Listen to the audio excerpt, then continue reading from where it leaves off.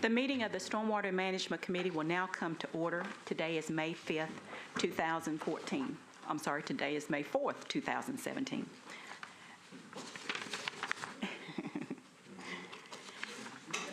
And the first item that we have on the agenda is approval of the meeting minutes and decision letters from last month's April 6th meeting, and you should have a copy of those in your packets.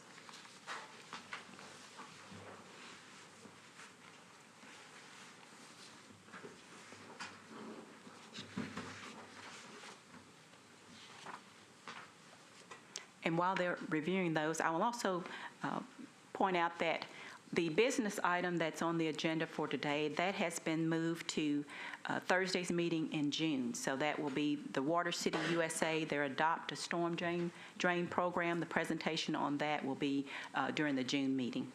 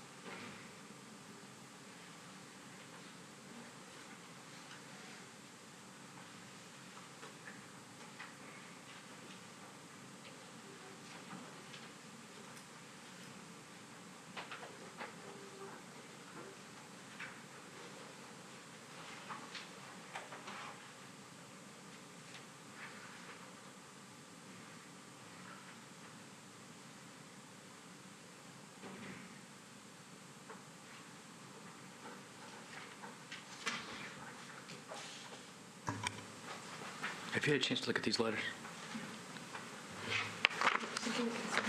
Yeah. This is the Miami cases, the ones in contention, and this is the way the statements.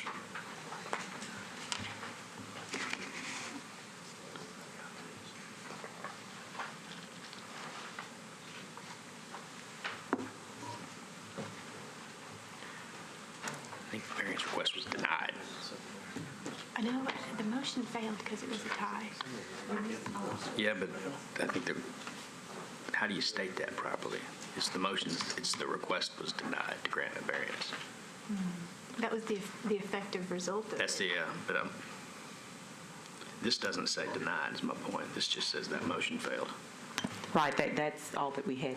There was no motion to deny, so I didn't include that, but there was no motion there. Then it says it was not granted, right? The motion to approve failed. It would be fine to say was not granted. Yeah, I think it needs to say something like that. You can't just say motion failed because it leaves it open, I think. You see what I'm saying?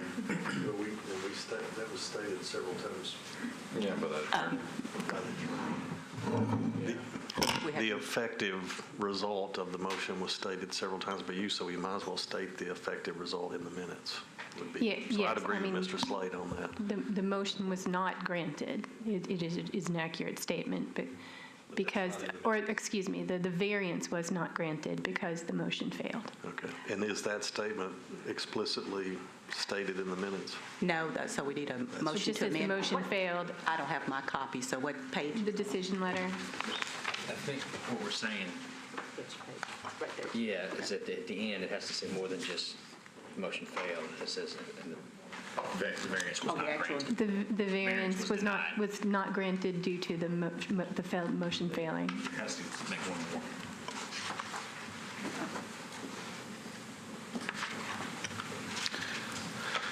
Mr. Slade, is that a motion to add that text to the meeting minutes? Decision letter. The variance was not granted due to the fact that the motion failed. Yeah, motion to make that amendment to the three letters. relevant to Miami have any property. Okay, there's a motion to amend. Is there a second to that motion? Second. So what are we amending, the minutes and the approval letters? It's in the decision letter. In the decision letters, okay.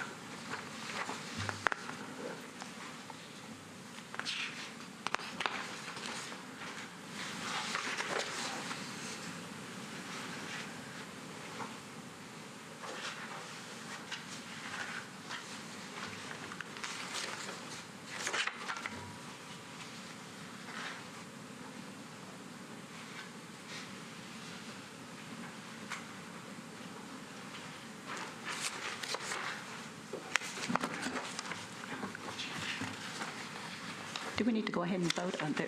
There was not a motion to approve yet, so do we need to just go ahead and, okay. All those in favor of the motion to amend signify by saying aye. Aye. Are there any opposed? Okay, there are none. That motion carries for the amendment. Then you need to approve that amendment.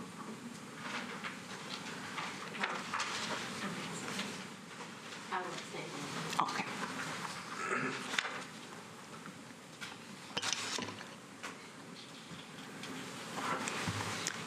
Okay, just for the record, Ms. Adams Taylor abstained from that vote since she wasn't here for that meeting.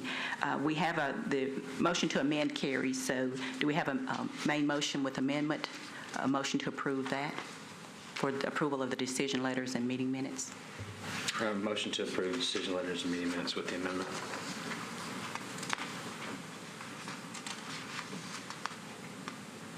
Okay, there's been a motion to approve. Is there a second? Second. All those in favor of the main motion with the amendment signify by saying aye. Aye. Okay, are there any opposed? Okay, that motion carries. We'll get started with the first case in just a moment.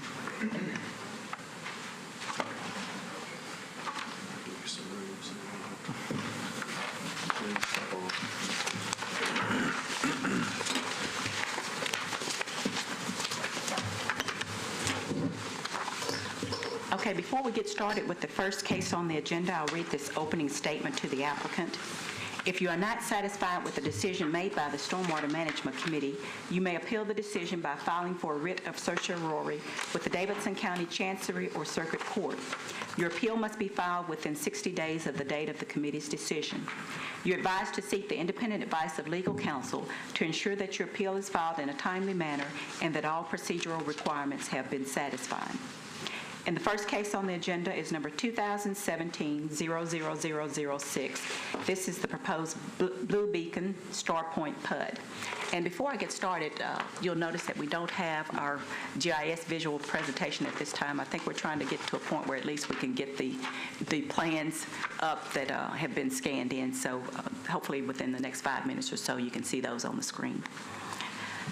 The address for the proposed Blue Beacon, the addresses are 13105 and 0 Old Hickory Boulevard.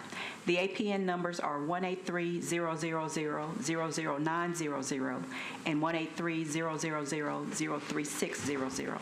The inspector is Sean Herman, and the council district is number 33, represented by Mr. Sam Coleman. The applicant's request. The project was first granted variance number 2007-018 on February 15, 2007 for a proposed hotel/retail development, which involved a request for disturbance and encroachment of the buffer with a retaining wall, removal of an access drive, vehicular/pedestrian crossings, and sidewalk construction. Under the previous ownership, only portions of the project were completed under grading permit SWGR number 2007-00628, including a driveway with culvert, pedestrian bridge, retaining walls, building pads, and rough grading with shot rock for the parking facilities. Mitigation was included, which also provided remediation for previous notice of violation issued for buffer disturbance, and a portion of the mitigation plantings were installed. Both the grading permit and the variance expired. On June 4, 2015, variance number 2015-00008 was granted for completion of the project and approved a request for disturbance and encroachment of the buffer for construction of parking spaces and utilities, placement of stormwater best management practices, continuous mowing and maintenance, and to allow existing buffer disturbances to remain and be approved. Grading plans were not approved, no grading permit was issued, and the variance expired. A new truck wash facility is now being proposed for this site. On January 5, 2017, the project received preliminary stormwater management plan approval. The applicant is now requesting a variance based on a final construction plan to allow the following. 1, disturbance of the 50-foot stream buffer, 30-foot Zone 1 and 20-foot Zone 2 of an unnamed tributary to West Branch Hurricane Creek for construction of a new stream crossing, removal of one existing crossing, removal of retaining wall on the south side of the stream and along the north side of the stream west of the crossing being removed, construction of a portion of driveway in the buffer, pipe and storm structures with outlet protection, riprap, and construction of public sidewalk. 2, multiple stream crossings less than 1,000 feet apart. 3, placement of stormwater BMP in the buffer, construction of stormwater pretreatment BMP.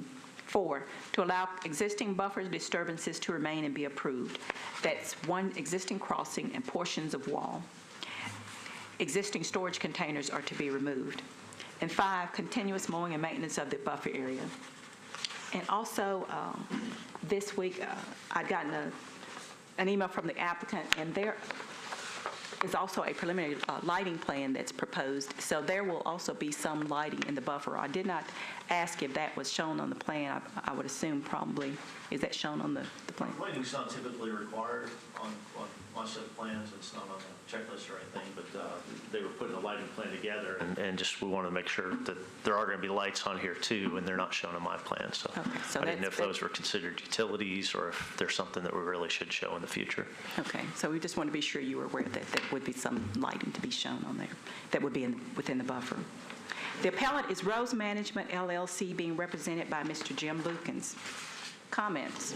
Stormwater staff comments are as follows. The proposed mitigation plan addresses required mitigation that was to have been provided as remediation for the 2007 notice of violation.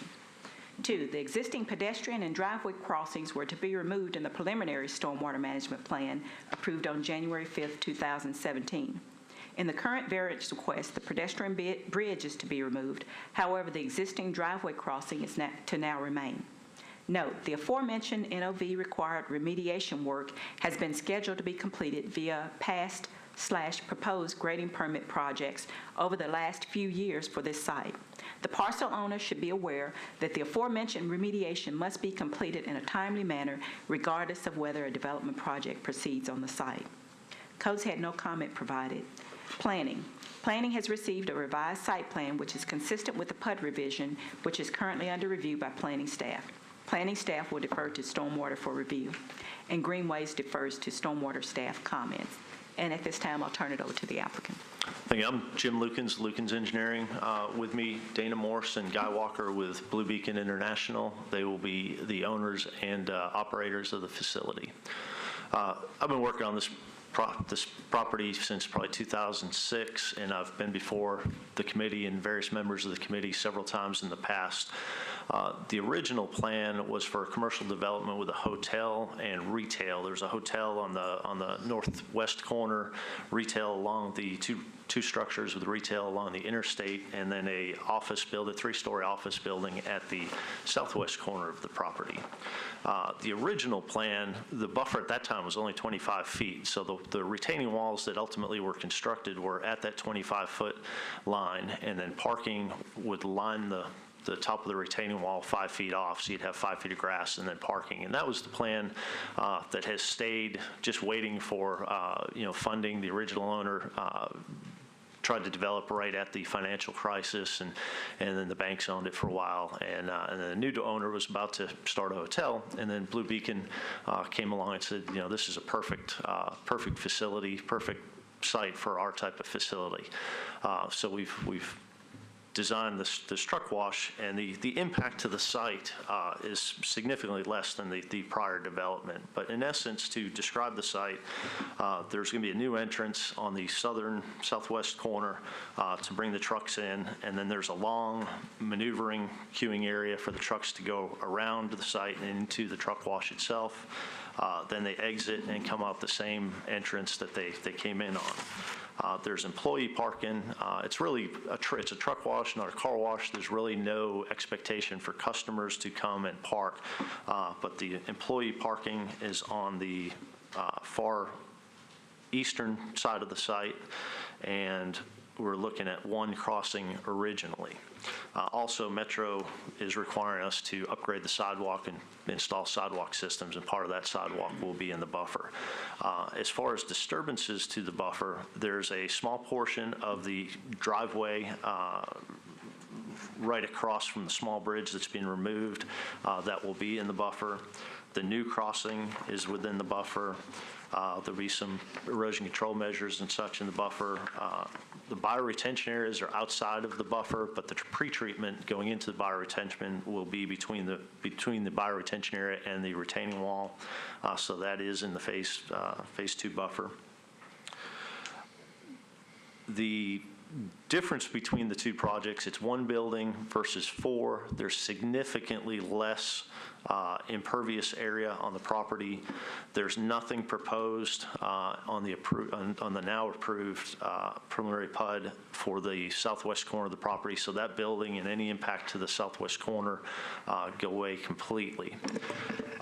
The difference between this project and the project that we presented a couple months ago and got approval for the preliminary, as Paula had mentioned, is we want to keep the one existing bridge. We're going to remove the smaller bridge to the west, and we want to keep the existing bridge, and that would be an exit-only one-way bridge. So it's going to be designed, trucks aren't to come in that entrance, they're going to come in and exit through the other. But what this gives us is the ability for vehicles that aren't coming for a truck wash when they come in, such as delivery vehicles, if an emergency vehicle came in, if a truck just made a wrong turn down Busey and there's nowhere on Busey to turn around, they either would have to come down, turn around in Watson's or turn around in this development. But it allows a vehicle to come in and just loop out if they need to loop out, and they can unload and then loop out.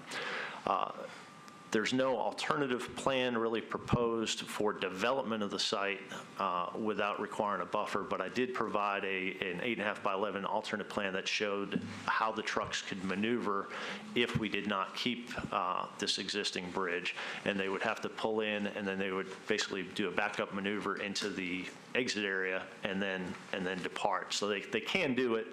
However, when we're here for the preliminary review, somebody had asked, is there a traffic congestion issue at the exit? And at that time we said no, because we're thinking more of vehicles that leave the truck wash after they get a wash. They're going to stop and they'll be able to leave. There's no queuing issues there. However, vehicles that come into the loading space, it would just be a lot easier from just management of the facility and maneuvering ability to just continue with a forward move instead of having to back up, especially in a large vehicle with limited visibility. The hardship for this property is really its access is very limited. On the north side is Interstate 24, where we cannot access.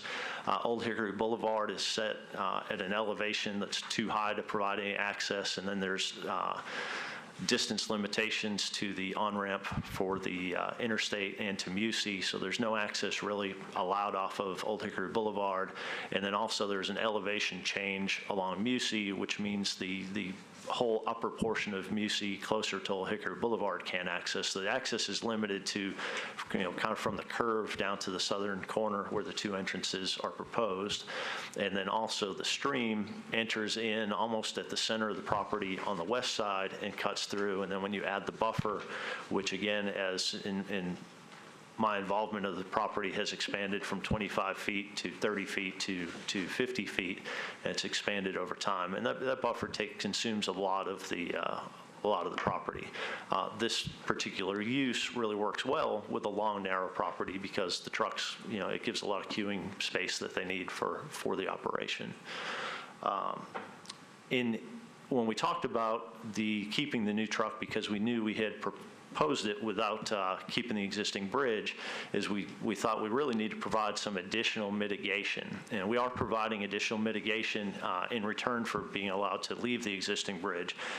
The landscape mitigation plan has 15 extra trees, and then the retaining wall that is to the west of the smaller bridge that's being removed and on the north side of the stream, that was originally going to stay and remain. And what we'll do now is remove that portion of the structure and remove all that retaining wall and just slope that back. So that'll be a lot more natural.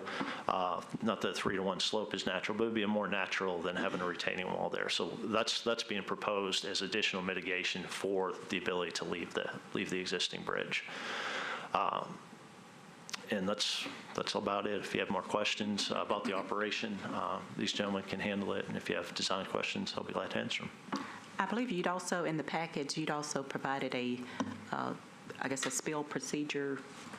Yes, you had asked about, what if there's a spill on site, and they do have a spill prevention plan, and we provided a copy of that just for your information. So. Paula, can we see the approved plan, or is the approved plan in our packet somewhere? Michael, I think. Approved preliminary plan.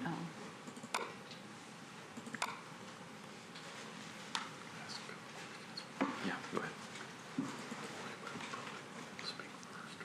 That's a good point. Is there anybody from the public who would like to speak for or against this? Go back a folder, Michael. All right. Seeing none, we'll move on. Okay. I'll ask a couple of questions. I remember the gentleman in the middle being here, and he gave us some very honest and frank testimony and represented his company well, and we appreciate that. And that led to us having a confidence in giving a nod to the initial preliminary plan. What really seems most relevant to me here is why this is different from what we had initially approved preliminarily.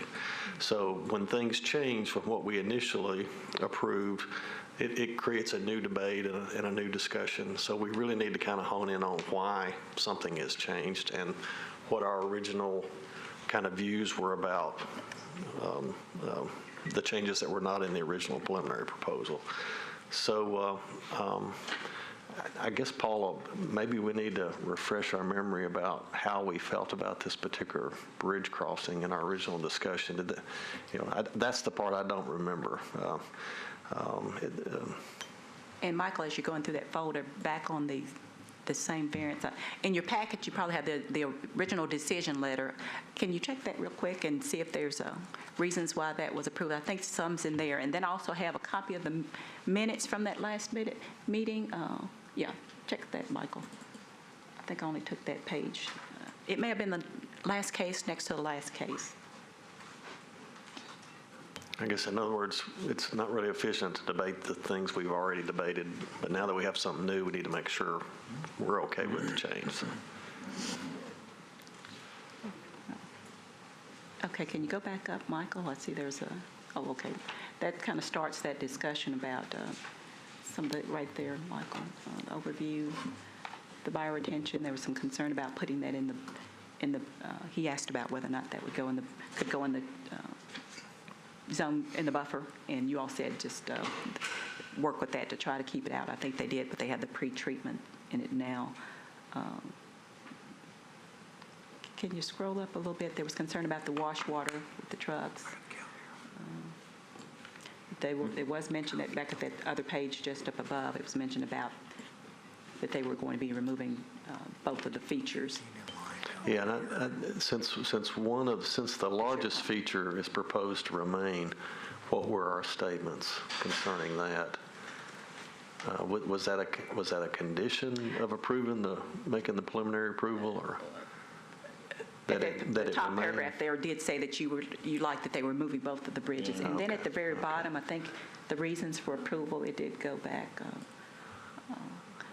That last reasons for preliminary approval, better plan than before, eliminates a use, eliminates a building, creates more vegetation, bridges and walls are being removed and replaced with vegetation, will be monitored, controlled. Okay, so I've heard some of your initial statements about why you need it for, I guess, easier operation of the site to give trucks an additional way to navigate through the site efficiently. Why did this not come up in the first preliminary proposal? We looked, actually, the original plan that we had, that we took to staff, I believe had 3 entrances, and we narrowed that down to 2, and they said, well, one entrance is obviously preferred, one crossing is better than 2 or 3. And we looked at it and said, okay, we can do, and as the alternative plan shows, they can do it with 1 entrance. But when we really started looking at it hard as far as where does the delivery truck go, the delivery trucks will stop right in front of the office, which is kind of the long, narrow portion. When that truck pulls in, how does it get out of there? And it really has to back up and then turn into the exit of the truck wash before it can then go out the existing drive. And it can do that, but when you're looking at a big truck trying to back up, and they're good drivers, most of them, but you're backing up a big truck into an area where trucks are trying to exit, and trucks are also coming in. And it was just not an ideal way to get out. And we thought the existing bridge is there. Rather than disturbing the buffer by removing the bridge, why don't we just try to utilize that? And we understood that's the only thing that's different between this plan and the preliminary. But it's just it makes for better operation. If an emergency vehicle were to come in and pull up, they don't have to back up. Delivery trucks don't have to back up. Any trucks that just pull in general don't have to back up. Yeah. I guess my concern is, we a majority vote to make certain compromises in a preliminary plan review, and then when we come back, we want to try and move forward with that initial expectation. And now that that's changed, we've got to reconsider how this affects the buffer, because that's our primary focus here in this particular case. And that's why we've offered more, additional mitigation, because we knew that's a big component is having a second crossing. So we have offered additional mitigation to try to counter the ability to leave that. So how many square feet of additional mitigation would you say is being proposed? 15 additional trees, and then it's the retaining wall from. Let's see if I can get an estimate on the length of retaining wall. It looks probably like a little over 100 feet of retaining wall that was previous on the preliminary plan was going to stay will be removed. Okay. So when you compare that to the abutments of the existing bridge, it's probably twice as much stream length that will actually be cleared from improvements. Are you modifying that existing crossing? It looks like there's new contours on here, but Just the crossing's there. We've always had to grade the road over the crossing. Okay. I guess what concerns me, you mentioned earlier that the regulatory buffer has grown over time from 25 feet to 50 feet. 50 feet. The natural buffer, the functional natural buffer that was cleaning water and storing water used to be much, much wider. So the regulatory buffer is actually trying to get closer to the original natural buffer, the Nashville natural buffer width, so that we can recapture some of that functional width. And you're proposing to mitigate it with something that doesn't sound like a one-to-one benefit. So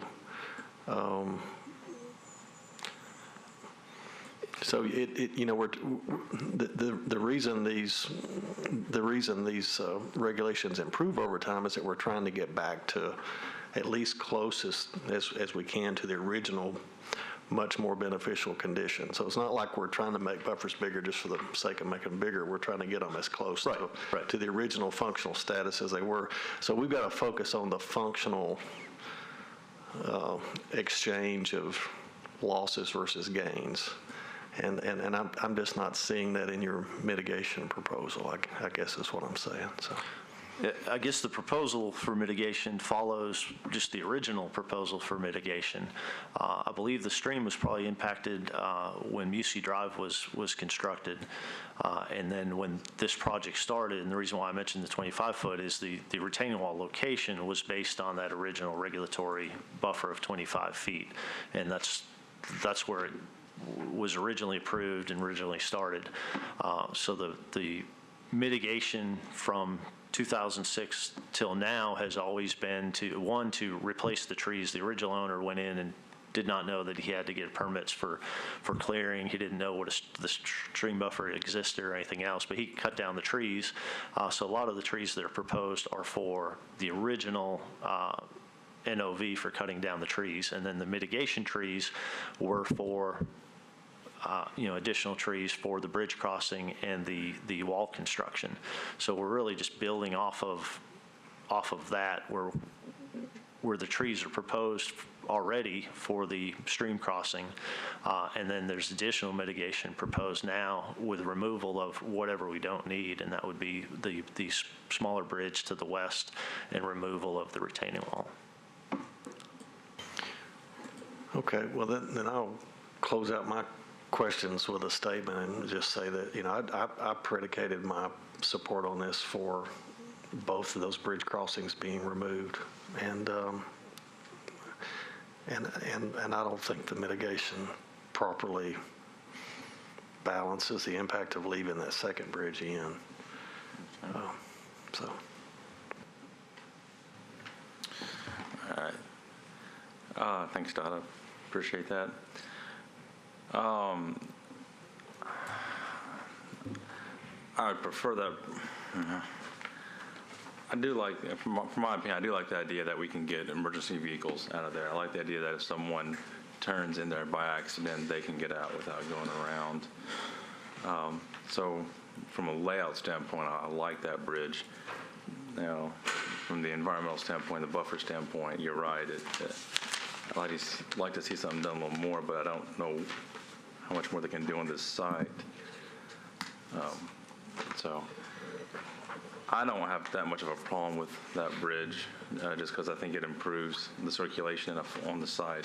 And without it, I think it would be more of a detriment. But I do support you in the fact, or support Dodd's view that I wish that had been thought of at the preliminary level.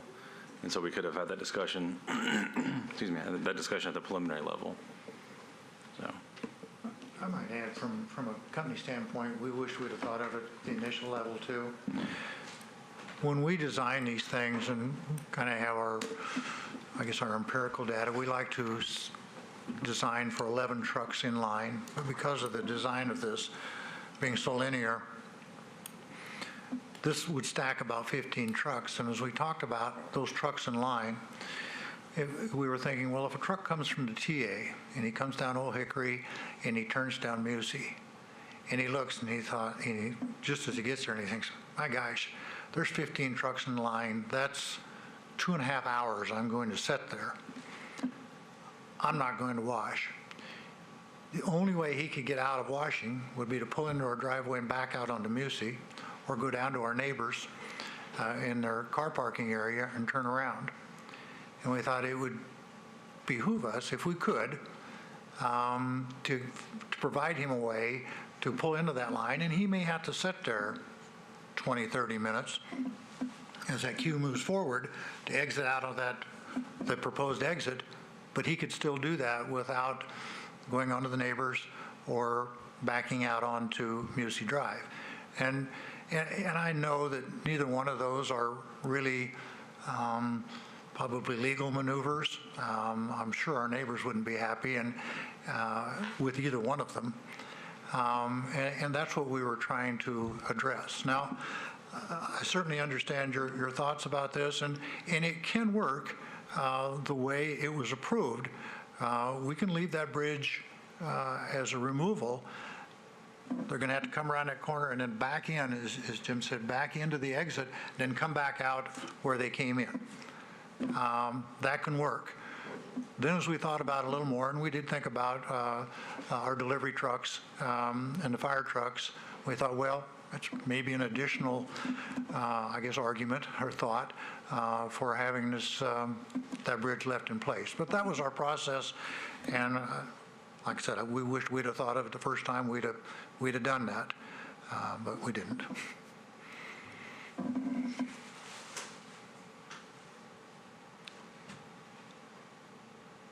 So, and I don't think any of us are debating efficiency and safety and access. And, you know, what we're fundamentally dealing with is, in my individual opinion, is that we've made a big compromise to put trucks loaded with diesel fuel and covered in all kinds of interstate particles to be washed and to have that safely captured on site and not get into the stream. And now we're having to make another compromise to leave a bridge in that we thought was going to come out as a compromise to allow this compromise to happen. So the question to me really is mitigation. So staff, do you all see any opportunity to improve the mitigation in the area? Is north at the top of this drawing here? Yeah, I was calling north the interstate. So in the southwest corner of this lot, do you all see any benefit to improving or increasing mitigation plantings there to offset the bridge proposal that they propose to leave in?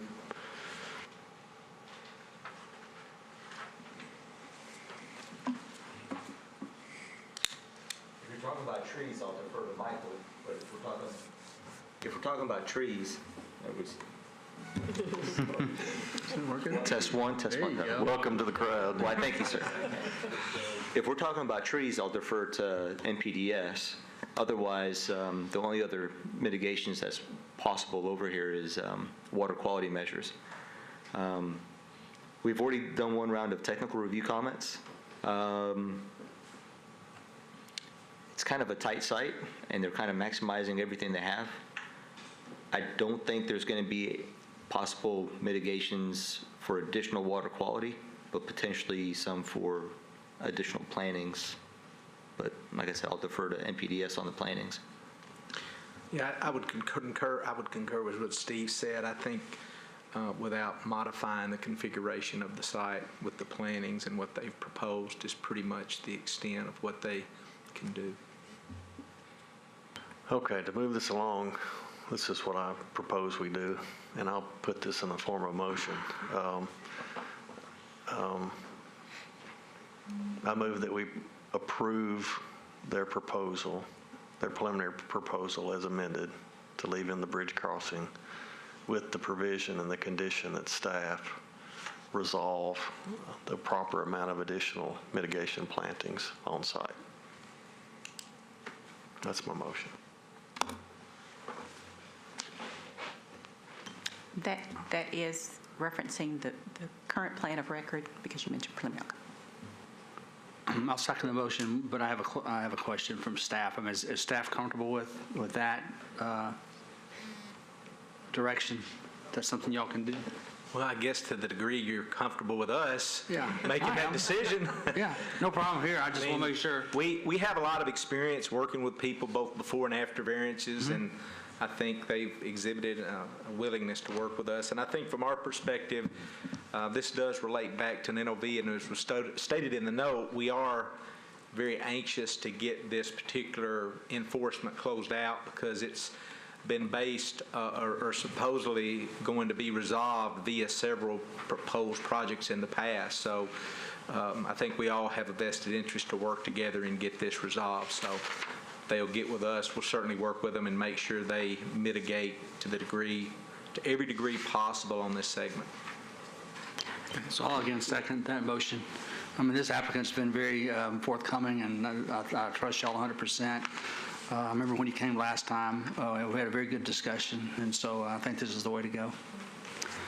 I just wanted to, Mr. Galbraith, I guess, regarding that approval, that would include any lighting that would need to be placed on the site. Again, and you all know how I feel about this. I just am not comfortable with those of us who are on the board prescribing professional solutions that professional staff do every day. And I just feel like we can leave it to staff to also resolve the lighting mitigation issue. There's a win-win here for the resolving the NOV and for resolving a better mitigation scenario, and it's all being handled by the same people at the same time, and I think it'll just happen a lot better, a lot more efficiently, and I think we have to trust them because that's their job. Okay. And then the other item, this is a proposed plan by a potential buyer. So we had our note in there that we were stating that the parcel owner should be aware that the aforementioned remediation must be completed in a timely manner regardless of whether a development project proceeds on the site, because there was NOV remediation with that. Is that an understanding, or do we need to put anything in? That's my understanding. Okay. I'm just trying to keep the motion simple. So. All right. All right. There And is if staff could ask one question, we would assume this will all need to be worked out prior to the approval of the grading plan, just so the applicant knows. Yes, sir. That's my understanding. That's inherent to the motion. And when you see a lawyer smiling, that's a good sign. Okay, there's been a motion and a second. Any further discussion? Okay, if not, all those in favor say aye. Aye.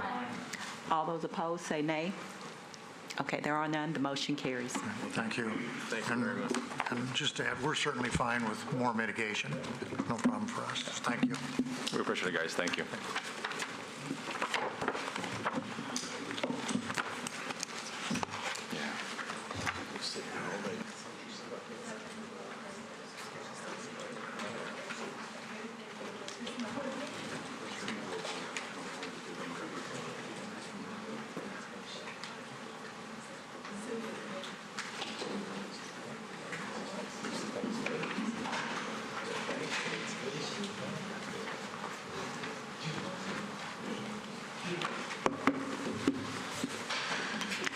Do you all need any time to look over the next case? If not, we'll just go on. Okay. All right, we'll move on to the next case on the agenda. This is number 2017-00007. This is 910 Cahal Avenue. It's a single-family residence. The APN number is 072-090-36900, and the inspector is Kimberly Hayes. This is Council District 05, and this is Mr. Scott Davis's district. The applicant's request. The variance request is to allow the following. 1, disturbance and encroachment of the 50-foot stream buffer, 30-foot Zone 1 and 20-foot Zone 2 of an unnamed tributary to the Cumberland River for construction of a single-family residence along with driveway, sidewalk, and porch/patio. 2, waiver of buffer signage. And 3, continuous mowing and maintenance of the buffer. The appellant is Mr. Cliff and Mrs. Jana Regal, being represented by Mr. Masood Fathi. Comments. Stormwater staff. No additional staff comments. Codes. No comment provided. Planning will defer to Stormwater for review, and Greenways defers to Stormwater staff comments. And at this time, we'll turn it over to the applicant, and you do have 11 by 17 copies of all the plans in your packets. Good morning. This is Masood Fathi with Civil and Environmental Engineering. I'm the engineer of the project. With me is Mr. James Regal. The project, the intent is to construct 1,500, actually, there's an existing building there that was demolished, but the footprint is still remaining. That's about under 1,600 square foot. The new building, just the building itself, is going to be a smaller footprint, about under 1,200 square foot. Our intention is to move the proposed building further back, south and east, just to reduce the impact on the buffer. And the net increase is going to be only a 787 square foot with about 1,100 foot encroachment into the buffer.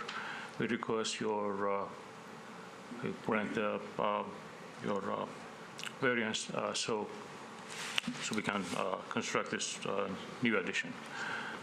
I answer your questions.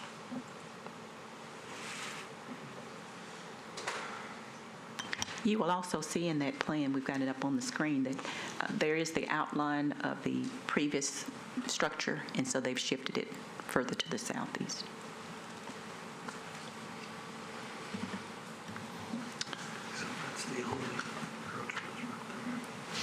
So this is a new structure. The lot has been cleared down to the foundation, so this is all brand-new construction, so not an addition into the buffer. No, it's a new construction. building, new structure.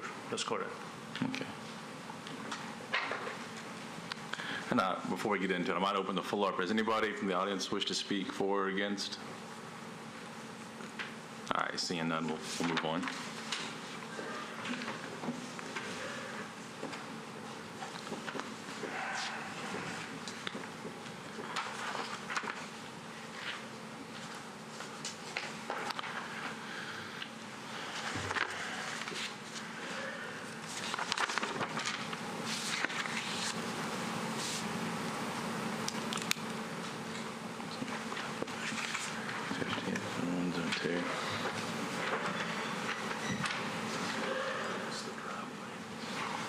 So just for clarification, it appears that the entry point of the driveway is the largest encroachment in the buffer?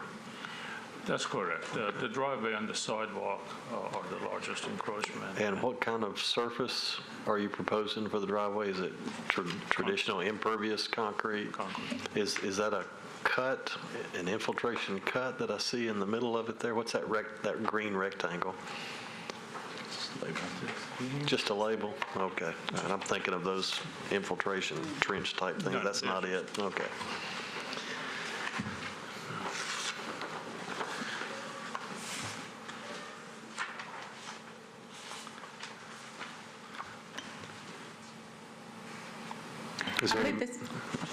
Is there any mitigation proposed? Yes, we have mitigation. And we do have the plan, Michael. And I noticed that the site is exempt per infill regulations, but they do have a rain garden that's proposed on the site too. How are they exempt from infill? Anything less than 800 square feet of impervious area, increased impervious area is exempt.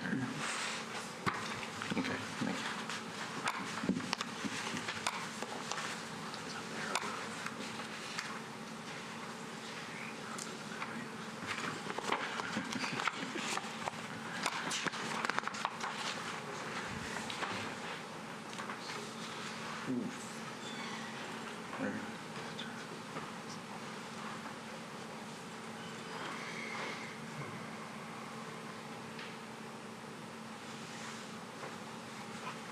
The mitigation might be the next to the last page or the last page, okay. Details. That's the mitigation plan. Well, I'm sorry, Michael, I might have it, looks like it's, needs to be reversed. One thing I will observe about this is that it does appear to move the footprint of the new building further away from the buffer. That's correct. Okay. Did you mention the square footage of the building? The new building, yes, it's 1,173 square foot, just the building itself, and there's a porch, 162 feet, and a deck in the back, 170. Is this a two or three-story building? Two-story. Pardon me? Two-story building. Three-story building. So what's the total square footage in this building? Well, it'll be roughly around 2,300 square feet. Okay.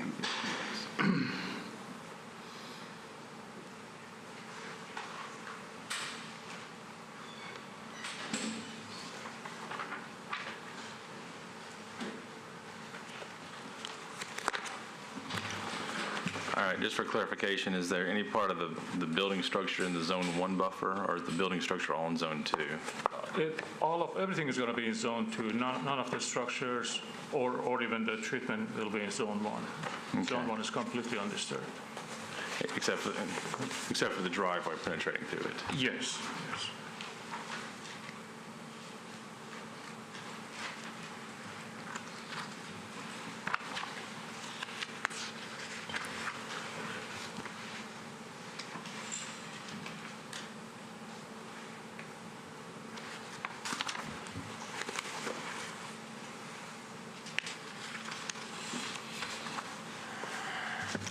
I'll make a motion to approve.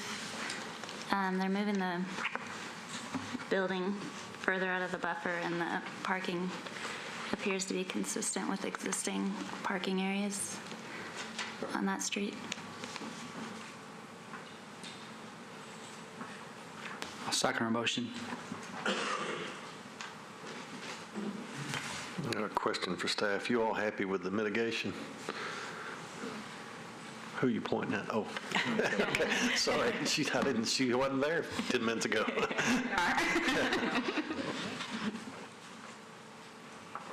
Call for the question. Okay. All those in favor say aye. Aye. Are there any opposed? Okay, there are none. That motion carries. Thank you. Thank you, guys.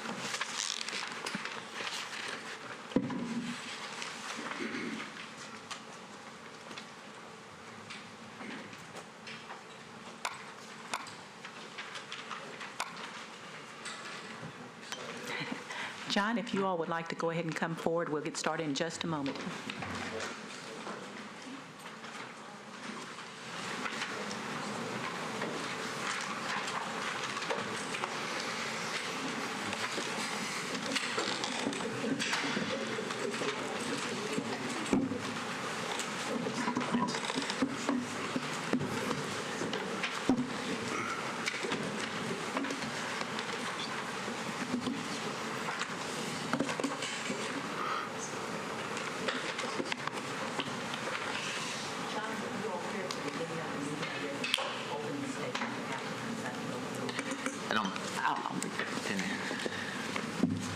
Do you all need any time to look over the plans? Okay. All right. We'll go ahead and get started with the third case on the agenda. Paula, I need to recuse myself. Oh, I forgot.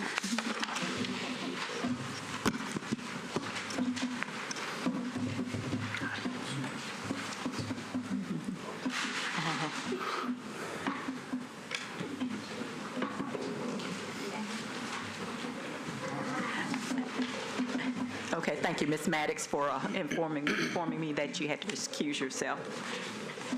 Okay, we'll go ahead and get started with the opening statement to the applicants. If you are not satisfied with the decision made by the Stormwater Management Committee, you may appeal the decision by filing for a writ of certiorari with the Davidson County Chancery or Circuit Court. Your appeal must be filed within 60 days of the date of the committee's decision. You're advised to seek the independent advice of legal counsel to ensure that your appeal is filed in a timely manner and that all procedural requirements have been satisfied. And this case is number 2017-00008. This is 1 Bellevue Place, located at 7632 Highway 70 South. And the APN number is 128-000-19000. And this is only one parcel where the proposed disturbance is, one parcel one parcel out of the entire development.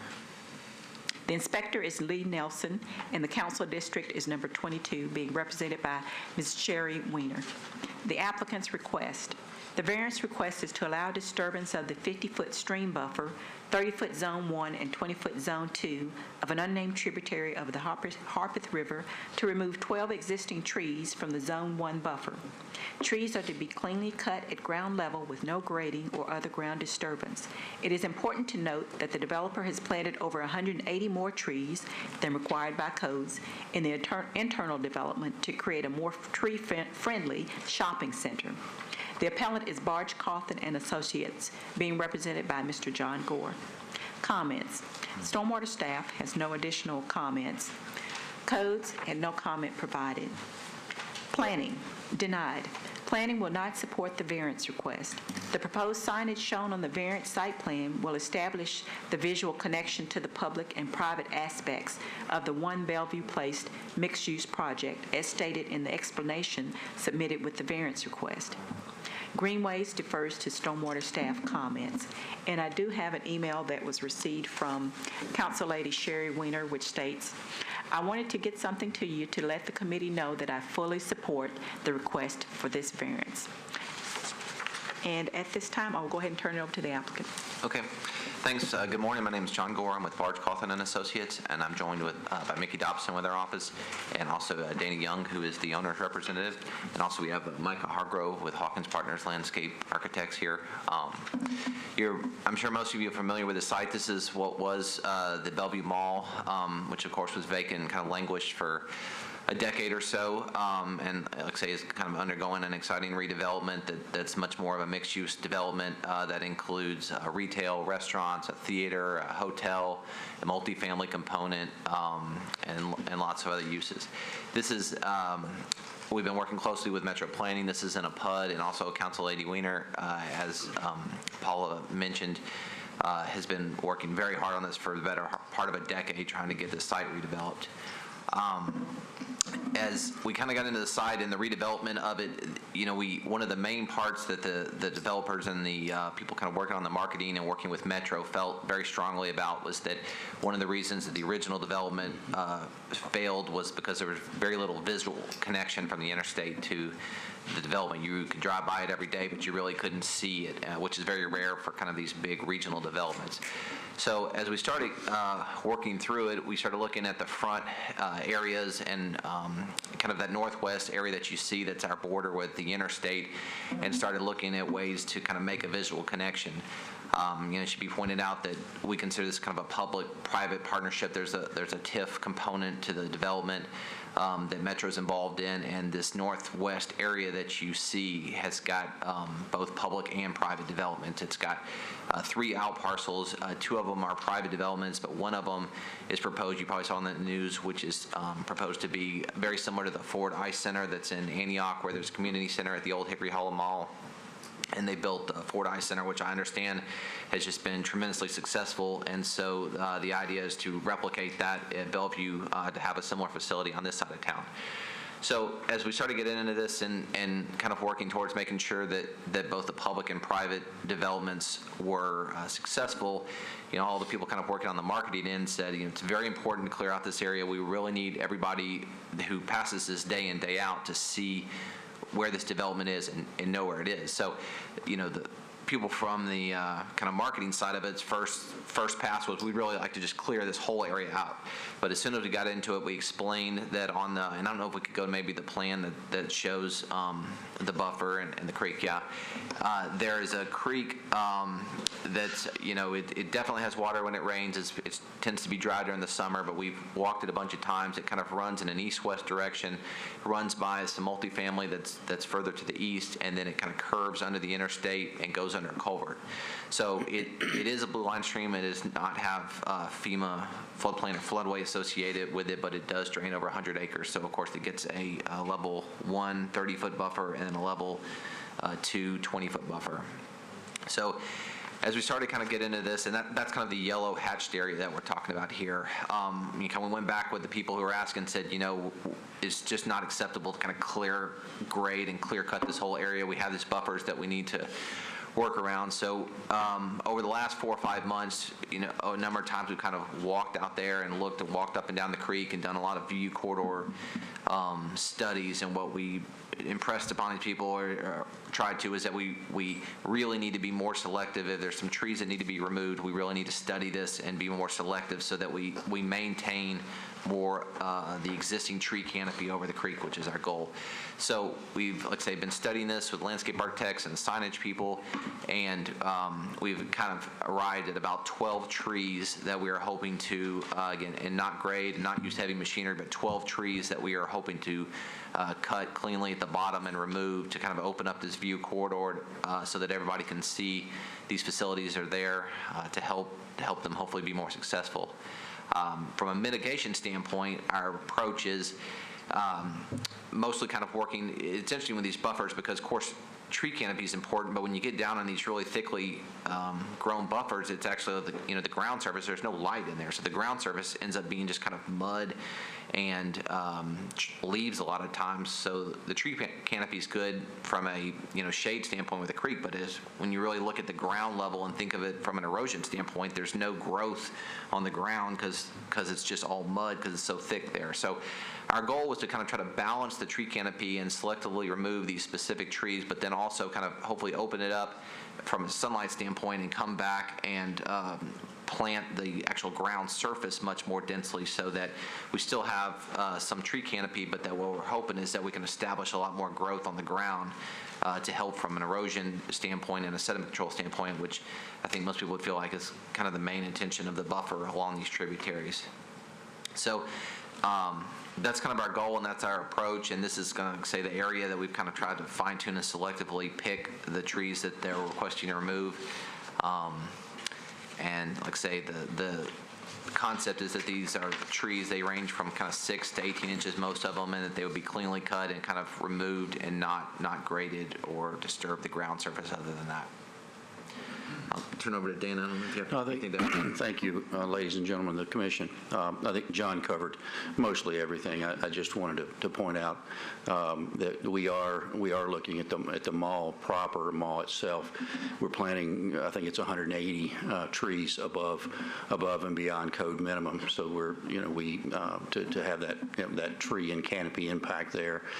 The other thing, again, he mentioned the failure of the existing mall. I think there's a lot of reasons that mall failed, but I think all would agree, as John said, that one of the reasons was it was invisible from the interstate. And then lastly, it is very important for a project of this magnitude to have kind of a sense of place and a sense of place in terms of visual corridors, and that's what, as John said, that's what we're looking to do. But selectively remove some of these trees to give several different view corridors along I-40. And I might like to point out just with the trees, it is 180 over code, but I don't know if we go to the very last slide, that's the overall landscaping plan, but this mall was didn't even come close to meeting the current tree density ordinance. So the total plantings on this site is over 1,100 new trees that are being total trees that are being planted. So the 180 is over code, but for what it's worth, right now, if you can remember the mall, it had almost no trees on it, and so there's a significant amount of trees being planted, just kind of from an overall tree canopy perspective. All right, guys, I appreciate that. Thank you. Is there anyone from the audience who would like to speak for or against? Seeing none, we'll move into discussion. Okay, Mr. Chairman.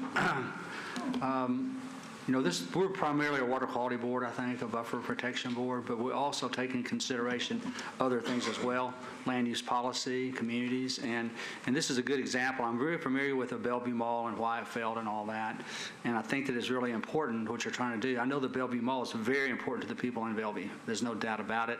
I know these council members are very excited about something happening here, and I think we also need to look at the total development of this property, and it's going to be less impervious surface. It's going to be a much, much better site. It's going to have a lot of trees. It's going to have a lot of green space, and so I think we need to take that in consideration too.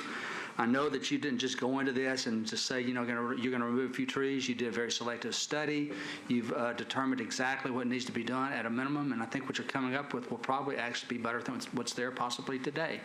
So I want to support your variance. I'm going to make a motion to support this as submitted, and I appreciate what you've done for the community. Thank you.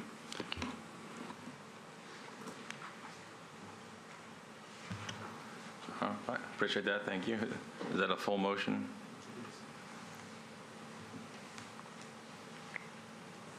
I second the motion. All right. Thank you. Okay. We operate from evidence and facts. So do you have any photo documentation of what you're describing, the mud under the trees and the lack of cover? We have some photos of the buffer. I don't know, they're kind of more focused on the trees, so I don't know if you can see the ground very well, but if you want to pull it up, we can flip through there's about 5 photos. The 3rd and 4th and 5th photos are the best that's kind of a different part of the site. That's not really the creek. So I don't know if you can see these photos well from your screens, but the brush back in there is where we kind of went in and walked up and down the creek trying to kind of flag and identify these trees. So that's the area behind the fence. They'll say it's not just the tree canopy that I think is mostly not letting the light. It's a lot of brush and kind of invasive species around the creek. So those are the areas that we're hoping to remove these 12 trees, and then also the invasive species to come back with the new plantings that are proposed to have a better, more consistent ground cover. Okay, that being said, I want to acknowledge something, and it's kind of a learning opportunity maybe for kind of public due process and for the way these hearings are remain, I guess, legally sound and ensure that we do the right thing. And that is, I got a phone call yesterday from a citizen about this project, and they proceeded to start telling me things about it. And I said, look, I can't talk to you about this. This is a quasi-judicial process. I said, if you have evidence and photographs and materials and documentation that you're willing to bring to the hearing, that you're willing to present, it'll be entered into evidence, and we'll process it as part of the fact-finding exercise that has to take place within the confines of this discussion. Properly public noticed, televised, recorded, minutes are collected. Without that evidence, we're going to make decisions based upon the pictures you all have provided us, the application you provided us, and the testimony you provided us. So, my only general concern about disturbance of existing trees is that a bird in the hand's always better than waiting for a bird that's going to come in the bush later, right? What's present, it's what's reliable, not what's promised. It is fair to say that the companies represented here today come with a track record of delivering reliable, professional planning that does deliver the kind of functions and benefits of buffer improvement and buffer restoration that you're proposing here, or at least buffer alteration. Mm-hmm. You're exchanging old for new, and you're proposing that it will be better.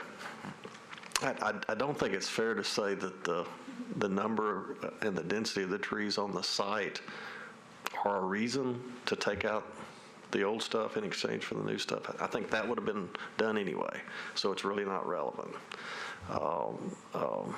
So it seems to me that the focus of my decision and my vote needs to be on, are we getting a fair exchange of plant material for what's being removed? Mm-hmm. So can you just elaborate more specifically on that? To the landscape plan. And Micah, you're welcome to come up if you want. You can talk about it, but we, let's see, the landscape plan's got more description on the ground plantings. So the plants there are kind of shown in the orange area, and then over to the left's kind of the legend that describes species and things like that. You want to elaborate on the plantings that we're proposing? Sure. There you go. Here we go. I have power. Good morning. Hawkins Partners? Yes, sir. Okay. So the selected species are either native or adapted, and we're proposing a variety of ground covers, shrubs, native grasses. We are looking to preserve existing trees where possible. Of that 1,100 that John mentioned, there are 220 existing trees that are being preserved on site within the PUD. And within the buffer of concern? No, the mall project. We are preserving a lot of trees, the majority of the trees in the buffer. Like say, this was kind of you can see kind of the rest of them up and down the Zone 1 and Zone 2 buffer. So those are the trees that you see kind of in black and white that are remaining that of course we are protecting. Is the question more specifically about the ground cover and the plants that were replacing the buffer? Yeah. Okay. I don't know if we can go through like some of the species and things that are on the left. Is that kind of the question, is what is the number and the species of the new plants? I mean, you're more concerned with, is it a fair exchange, correct? Well, I'm not necessarily concerned. It's just we have a regulatory responsibility to get a proper assessment of impacts to the buffer and a proper exchange of replacement of value if it's being disturbed. And that's all that's really relevant here. The rest of the development, most of the development's outside of the buffer, so it's just not relevant. So, Let me piggyback in and see if I can help out. This waterway receives water from the site, pre and post. So in the current, or the post mall that was there had water quality coming from the site. And this proposed redevelopment without this, with these trees removed out of the buffer, it will receive water again, and the water quality will be the same? Oh, that's a great point. I probably should have pointed out. The old mall, of course, had zero detention, zero water quality treatment for the entire site. So we've got kind of a combination. We've got a extended detention water quality pond, and then we've also got 5 or 6 kind of dispersed bioretention areas within the site. So that's a good point, too, that I should have brought up, that there was basically no water quality facilities on this is about 80 and 90 acre PUD. It's just all asphalt going straight to this tributary, and it's all being treated with this redevelopment. So from the post mall, or the previous mall to this proposal in front of us, water hitting into this little tributary, I'm assuming will be... We feel like a tremendous improvement. Will be cleaner, colder, or not quite as warm. It'll be cleaner. It will be. It will have a chance to cool because, like I said, we have this kind of extended detention water quality pond on the northern end of the site that's heavily planted. And it'll also be slowed down, right? From an erosion and kind of a velocity standpoint right now, or the previous mall was just a conventional storm drainage system straight into the creek with no chance to infiltrate and no chance to pond. So the extended detention pond, you've probably seen them before. It's like a normal water quality pond. It's got permanent water quality pools, some small micro pools that basically give water a chance to settle out. And then in big events, there's a temporary storage level above that before 2 or 3 feet of temporary storage before it can get to the creek. So from just an overall water quality point and also in a reduction in impervious area. I probably didn't articulate my motion very clearly, but I think you made my point. I mean, I think that the development of the mall does have something to do, and I think it is something that can be taken in consideration with its effects on this stream and its buffer. And so if the mall was going to be totally removed and just be grassed area, I think we'd approve that all day long to remove 12 trees within this buffer. But the fact is, this is totally impervious today. There's very little, if any, detention there. You're doing an extremely good job redeveloping this site. It's something that's very important to this community, which is something that we consider. And it's vital to Bellevue. And this is just a very good proposal, and I appreciate the way you presented it. yeah, so I'll see if I can close this out. Michael, can you pull up that picture of the cleared site?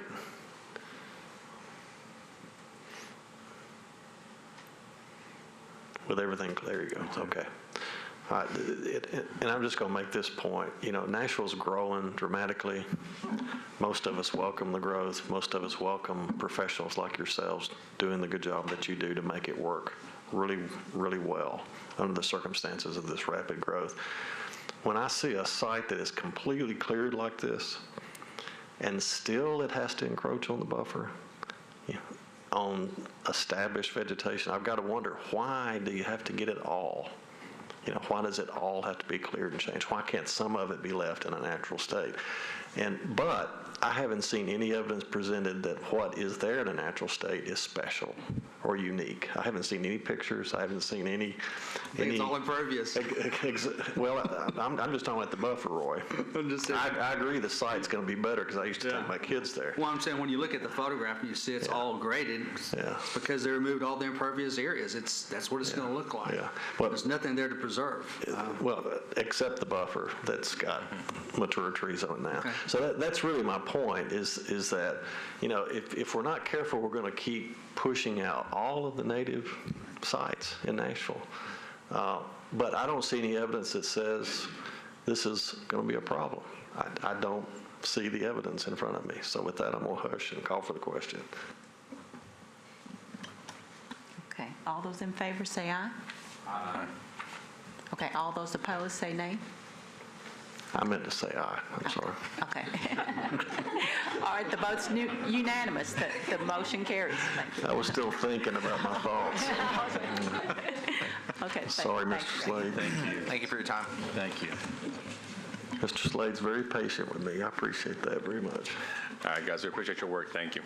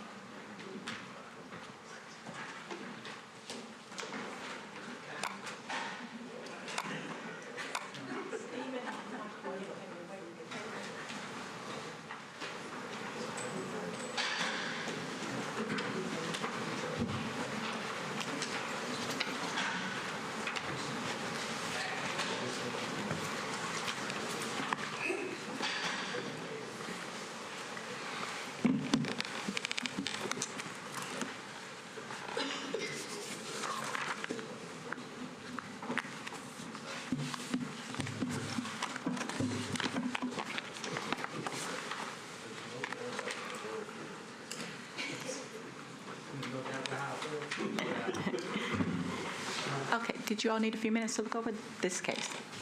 No. Okay, all right. We will go ahead and move forward then. Case number 4 is number 2017-00009. This is Hillsborough High School proposed addition and renovation. And this is a preliminary stormwater management plan. I did not have that written in the agenda, but it's a preliminary plan. The address is 3812 Hillsborough Pike, and the APN number is 117-150-03700, and the inspector is Michael Pate, and the council district is number 25, represented by Mr. Russ Pulley. Applicant's request. Preliminary stormwater management plan approval is requested. The preliminary plan includes a variance request to allow the following. 1, stream buffer disturbance and encroachment to reroute a stream and its 30-foot Zone 1 buffer. 2, alteration to a community water. 3, reduced buffer width as shown on the plan of record. 4, modified buffer signage. 5, continuous mowing and maintenance of the buffer. The appellant is Mr. David Proffitt, representing Metro Nashville Public Schools, and representative is Mr. Stephen Brown. Comments. Stormwater staff comments are as follows. 1, the applicant has worked with staff to develop an alternative location for the stream relocation. 2, if preliminary approval is granted, staff requests that as a condition of returning to the committee with a final variance request submittal, the applicant provide a draft final educational buffer sign design for review and approval by the committee. 3, if preliminary approval is granted, staff requests that as a condition of returning to the committee with a final variance request submittal, the applicant coordinate with Stormwater NPDS on a final landscape mitigation plan for review and approval by the committee. Codes had no comment provided. Planning stated Metro School site and will defer to Stormwater for review. Greenways also defers to Stormwater staff comments.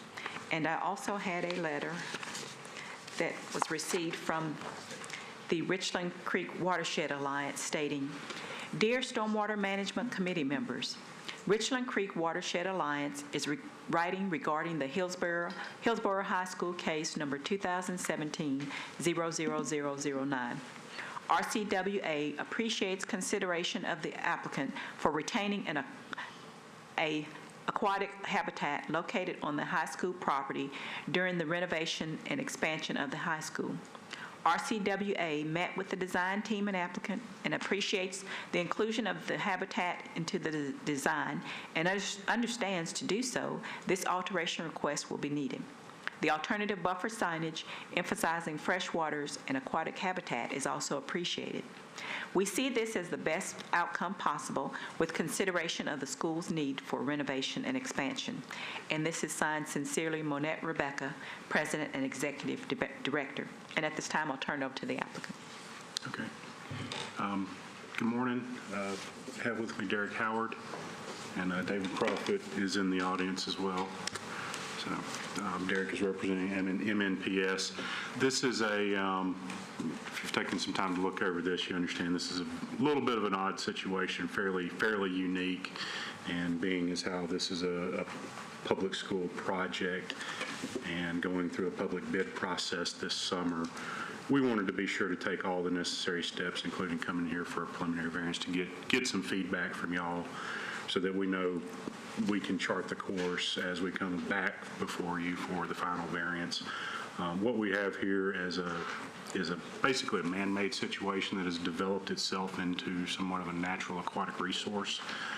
And what we're proposing to is because of the fact that we're really packing a lot of stuff onto this site, if Metro Nashville Public Schools was looking to build a new high school in Metro, they would look for about 40 or 50 acres. Well, this site is, we're fitting 40, 50 acres of program into a 28-acre site.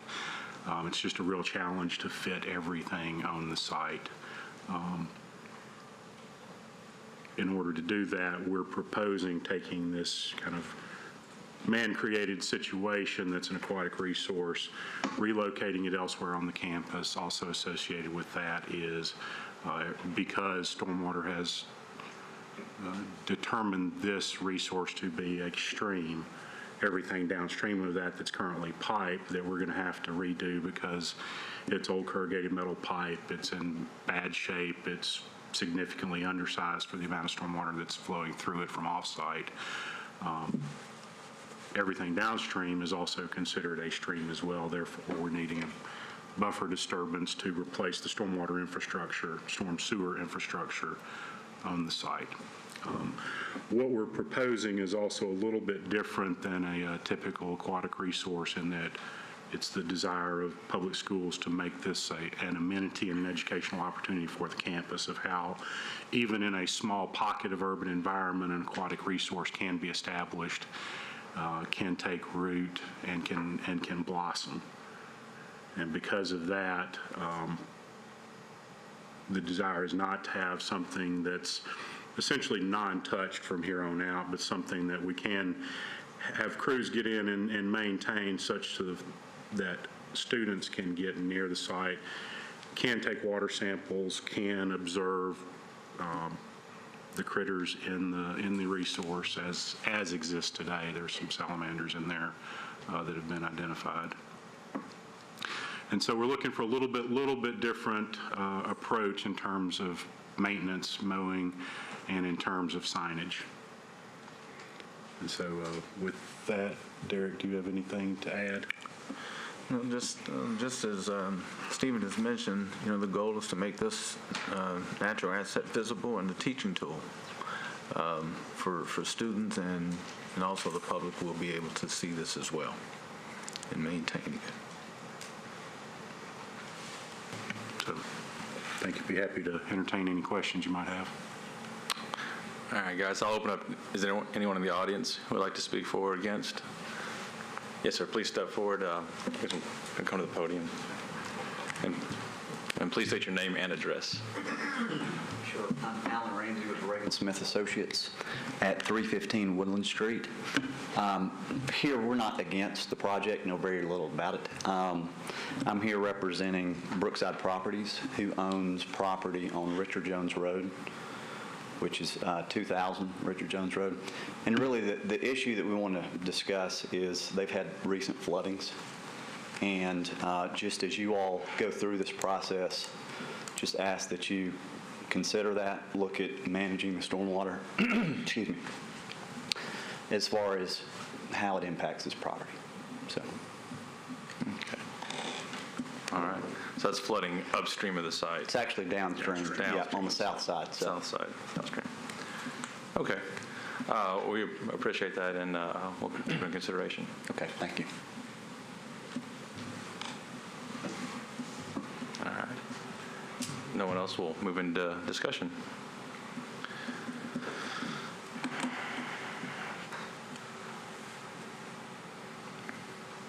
Can we see a photograph of the existing stream? Do we have one?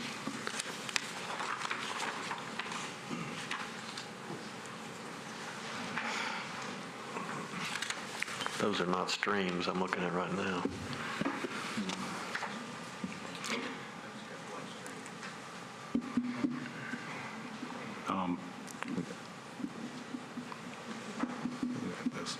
This is 2 days ago. We see a number of photos.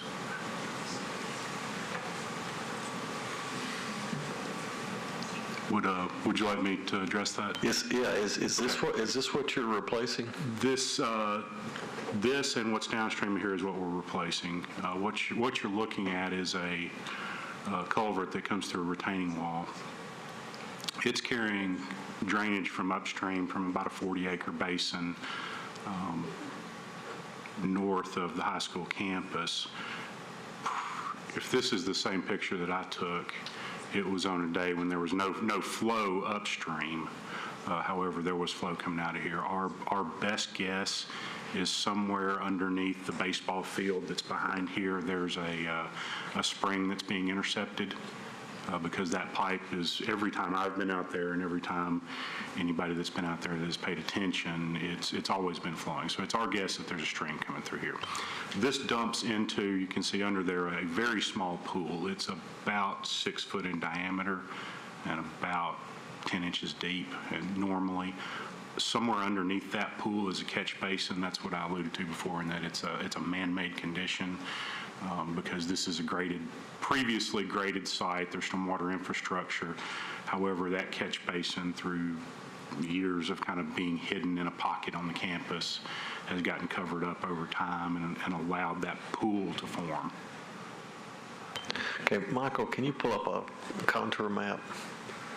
Just so I can see where all this, so this is breaking.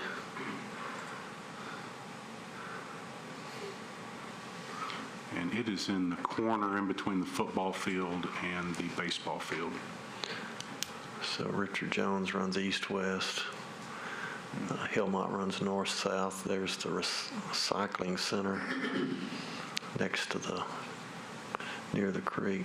So what I'm trying to figure out, Michael, does the water break? This is kind of a hilltop, I know, because I know this area really well. Does the water break east or break west in this site? There should be a watershed divide somewhere near here. The watershed divide is about on the east side. It's about at Hillmont. That's what I'm thinking. And then on the west side, it's about where the existing building is. So everything from the building forward to the Hillsborough Pike is draining towards Hillsborough Pike. Everything from the building back is kind of the football field is the low spot. You can see a concrete flume in that photo. Yeah, and these are all really small headwater, spring-fed, sometimes ephemeral drainway. So we're right at the top of the watershed.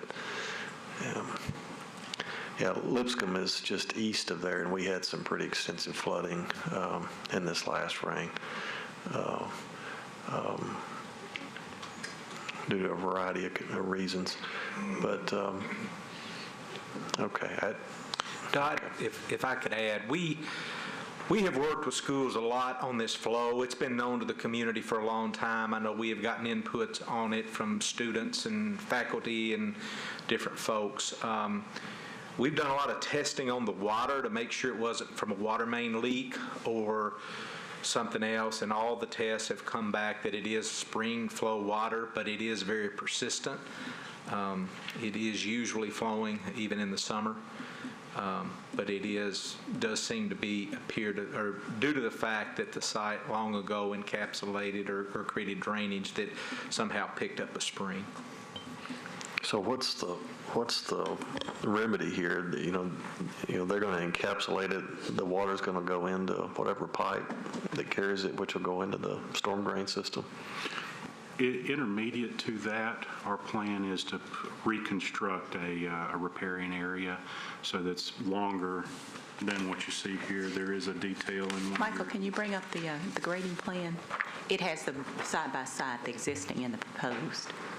Okay. Is that it? Mm-hmm. So some of this water will be infiltrated and some of it will be put into an open channel. So what we're proposing, if you'll see on the left-hand side of the sheet, is kind of a horseshoe-shaped feature with blue dash line around it.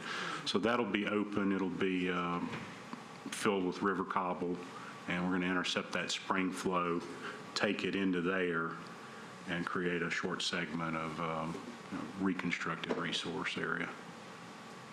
And then from there down through the football field, it will be piped with new storm. Kind of a bioretention area.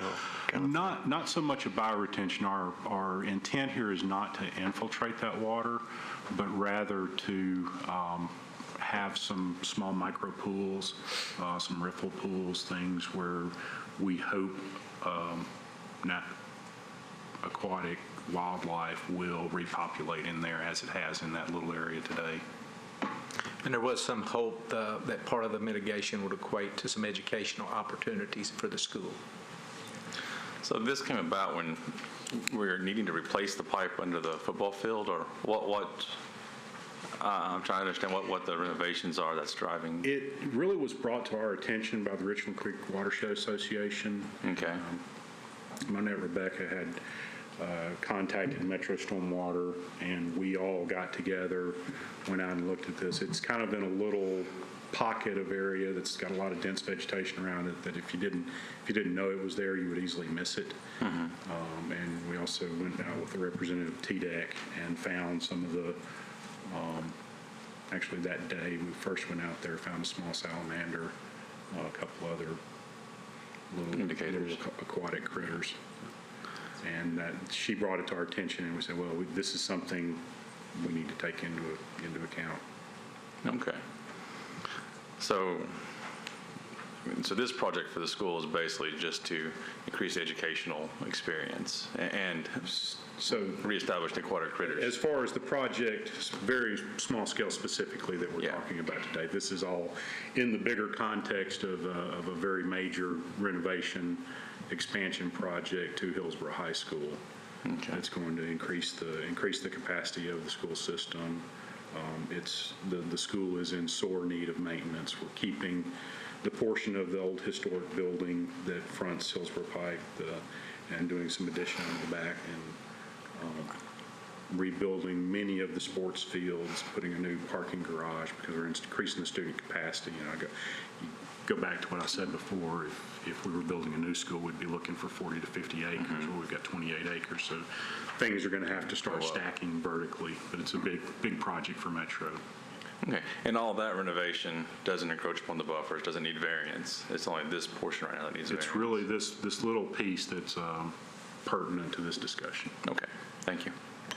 And that is the purpose of this buffer disturbance, that's to also put in the additional sidewalks, the pedestrian paths around that. The alternative to save that little area would mean that we would have to cut out some multi-use paths that are traversing through the campus. That concept came up through some public meetings and through meetings with planning, that there was a desire to have public access through the campus via these multi-use paths.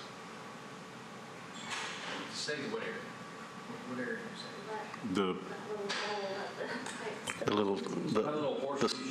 that's an area that exists today.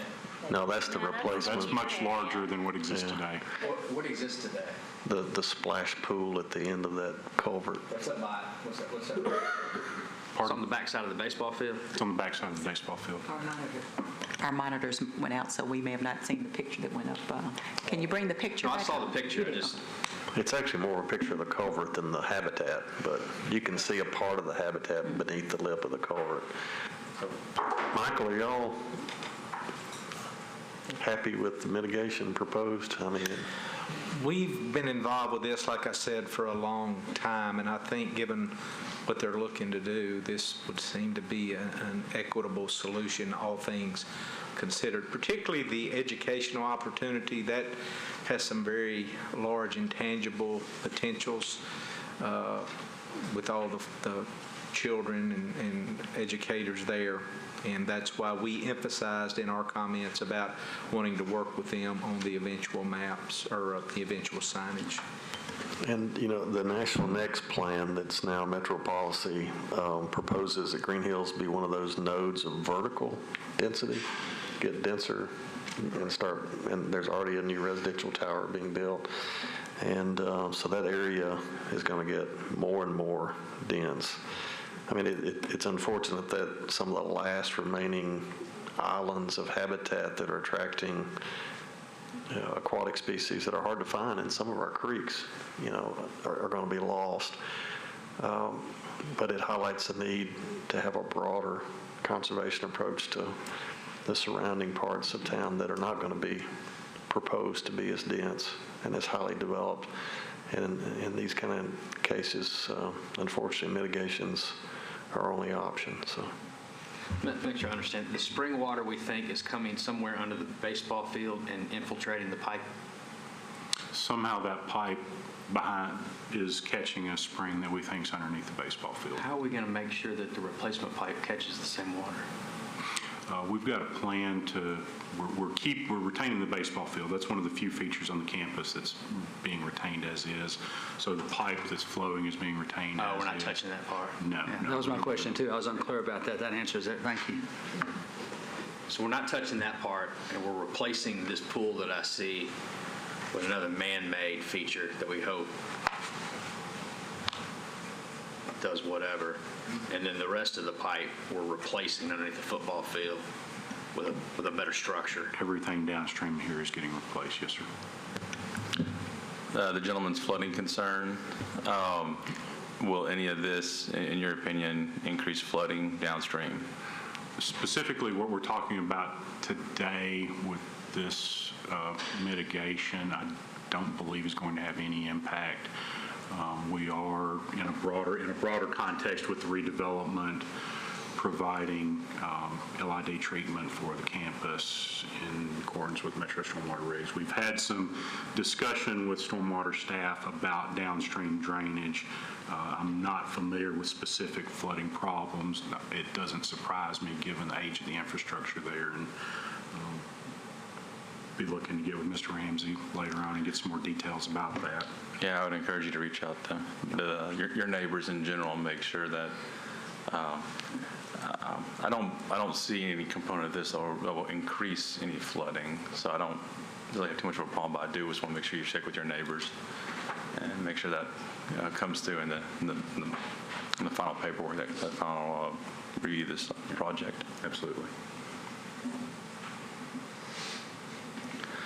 I do support the educational component of this quite a bit, so I'm very happy to see public schools embrace this and take this opportunity to make a small showcase piece that promotes the aquatic habitat and educates our students. So I'm very much in support of this, and so I appreciate you guys. I appreciate Metro Schools doing that.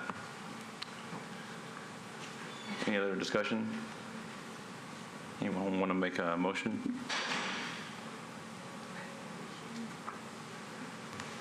I'll make a motion to approve the plan as submitted. Second. All right, and remember, it is a preliminary plan, so final will come before us in the future. Any guidance we need to reach out and give to them for anything we want to see on the final? I would just encourage them to look at if there's concerns downstream about flooding, whatever, to look at that. I know based upon our requirements, they can't increase.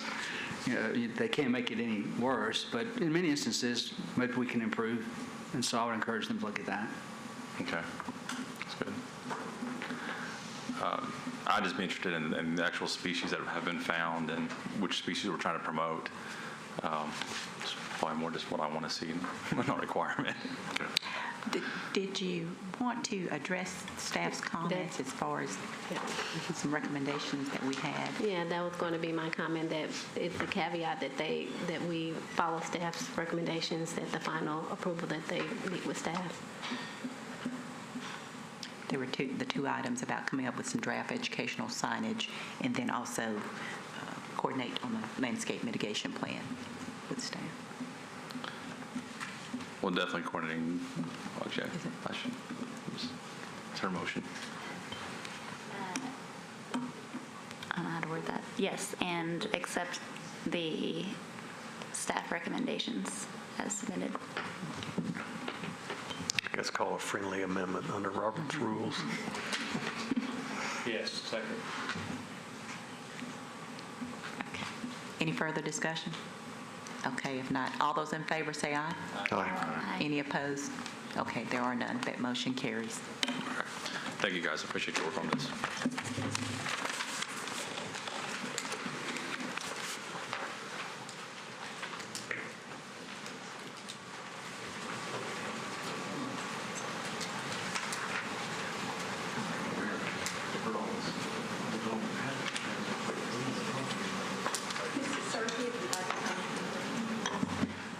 Mr. Surtee, if you'd like to come forward, we'll get started in just a moment.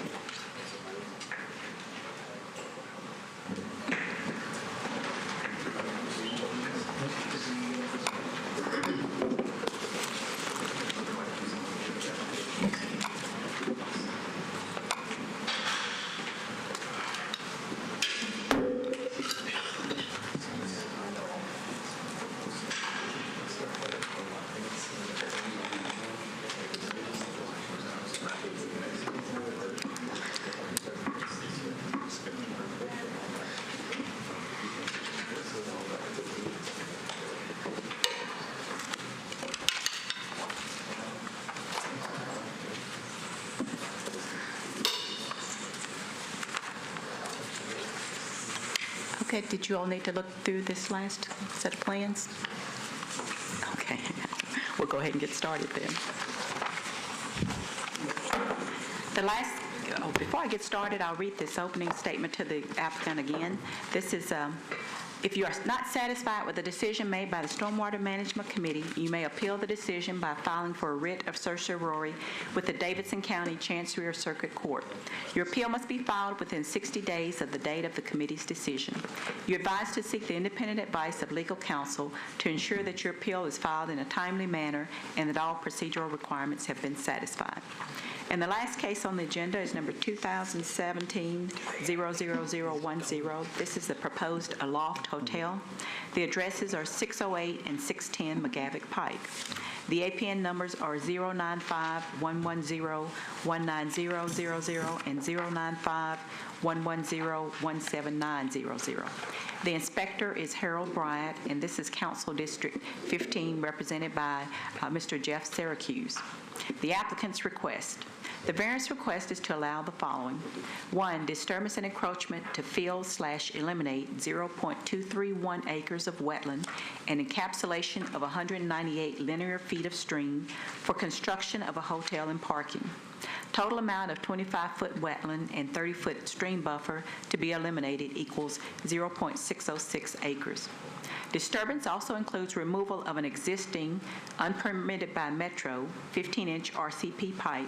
However, pipe was permitted by TDEC permit number NRS 13.227 and NRS 13.227A. 2, disturbance and encroachment of 0.080 acres of 50-foot stream buffer, 30-foot Zone 1 and 25-foot Zone 2 of an unnamed tributary to Sims Branch for construction of parking. 3, alteration to community waters. 4, multiple stream crossings less than 1,000 feet apart. 5, placement of stormwater BMP in the buffer. 6, waiver of buffer around newly constructed wetland to allow placement of parking. And 7, approval of past disturbances and encroachments, a 60-foot wide crossing and 0.032 acre wetland disturbance permitted by TDEC permit number NRS 13.227 and NRS 13.227A. And number 8, continuous mowing and maintenance of the buffer. The appellant is 608 Hotels, LLC, being represented by Mr. Terrence Surtee. Comments. Stormwater staff comments are as follows. 1, site history. August 8, 2002, an NOV for grading without a permit, stream and stream buffer disturbance. August 21, 2002, NOV for inadequate EPSC resulting in sediment discharge. August 23, 2002, TDEC issues NOV for damming, grading, and filling of this unnamed tributary to Sims Branch. 11/20/2003, variance request to relocate and culvert stream was denied. Applicant instructed to restore disturbed buffer. September 2014, Metro Water Services discovered a pipe installed without a grading permit and contacted TDEC. The work was approved under TDEC permit NRS 13.227, but was not in compliance with the conditions. Metro Water Services opted for TDEC to pursue enforcement given their permit issuance for the activity. 2, the site plan of record involves significant stream buffer and aquatic resource disturbances that will have ongoing impacts to future stormwater and groundwater discharges from the site, with limited mitigation being proposed. As such, staff cannot support the plan as submitted. 3, this site is within the Mill Creek Watershed, habitat of the endangered Mill Creek crayfish, and specifically involves Sims Branch, which is on the 2014 TDAC 303D list as being impacted by total phosphorus, low dissolved oxygen, habitat alteration, and E. coli. Codes had no comment provided. Planning, conditional approval with the following comments. Planning staff recommends the applicant revise the proposed variance site plan to incorporate more remediation measures to achieve consistency with the conservation land use policy present on the site. A consideration should be made to reduce the access to a single entry and exit pending requirements of the fire marshal's office. 3, consider alternate designs to reduce the impact of the overall footprint of the proposed structure as shown on the site plan submitted with the variance request in order to reduce the impact to the sensitive environmental features on site such as the stream buffers, wetlands, and the stream itself. 4, planning staff will recommend approval with conditions if the site plan is revised to incorporate remediation measures which receive a recommendation of approval from Metro Stormwater staff. And Greenways will defer to Stormwater staff comments. And also to note that in the packet with the TDEC and the core documentation, there was a letter from the Department of the Army stating that they had received a request for the proposed project and that they were going to review it. And I checked on the status, and this is under coordination with the Corps and U.S. Fish and Wildlife due to the Nashville crayfish. And also, there is one other item that was also received by TDAC, and they received a letter from the Mill Creek Watershed Association requesting a hearing with the Board of Directors to appeal the permit that was issued to NRS 16.124 for the proposed hotel development at 608 and 610 McGavick Pike. And with those comments, I will turn it over to the applicant. My name is Larry Bilski. I'm with Horizon Hospitality, one of the developers of the project, who's working with Mr. Sudi on this project. Let me address your comments and concerns that you've presented to us. The site and regarding the significant stream buffer disturbances and aquatic disturbances, we recognize that we've got a unnamed tributary of the Sims Branch. But the site and all the conditions have been evaluated by the necessary governmental departments and environmental engineers for this project, and it has been determined that there are no significant features that exist on the site that warrants the classification of the wetlands of moderate resource value. In other words, it's an insignificant wetlands. That has resulted in us getting the necessary TDEC permits for which they had the environmental report and reviewed it. The Army Corps of Engineers, as Paula has mentioned, is reviewing the crayfish situation along with the Fish and Wildlife. We are requesting your approval of our variances in order to let this project move forward. The comment was made about the limited mitigation that we are proposing. Davidson County, unfortunately, does not have a wetlands bank, so that we could keep the mitigation process within the county. And the site itself does not have the room for 100% mitigation. The site is just the right size for a 100-room hotel and the required parking required by ordinances, and the owners have used all the programs and methods available to us and our engineers to effectively mitigate the wetlands as is being proposed.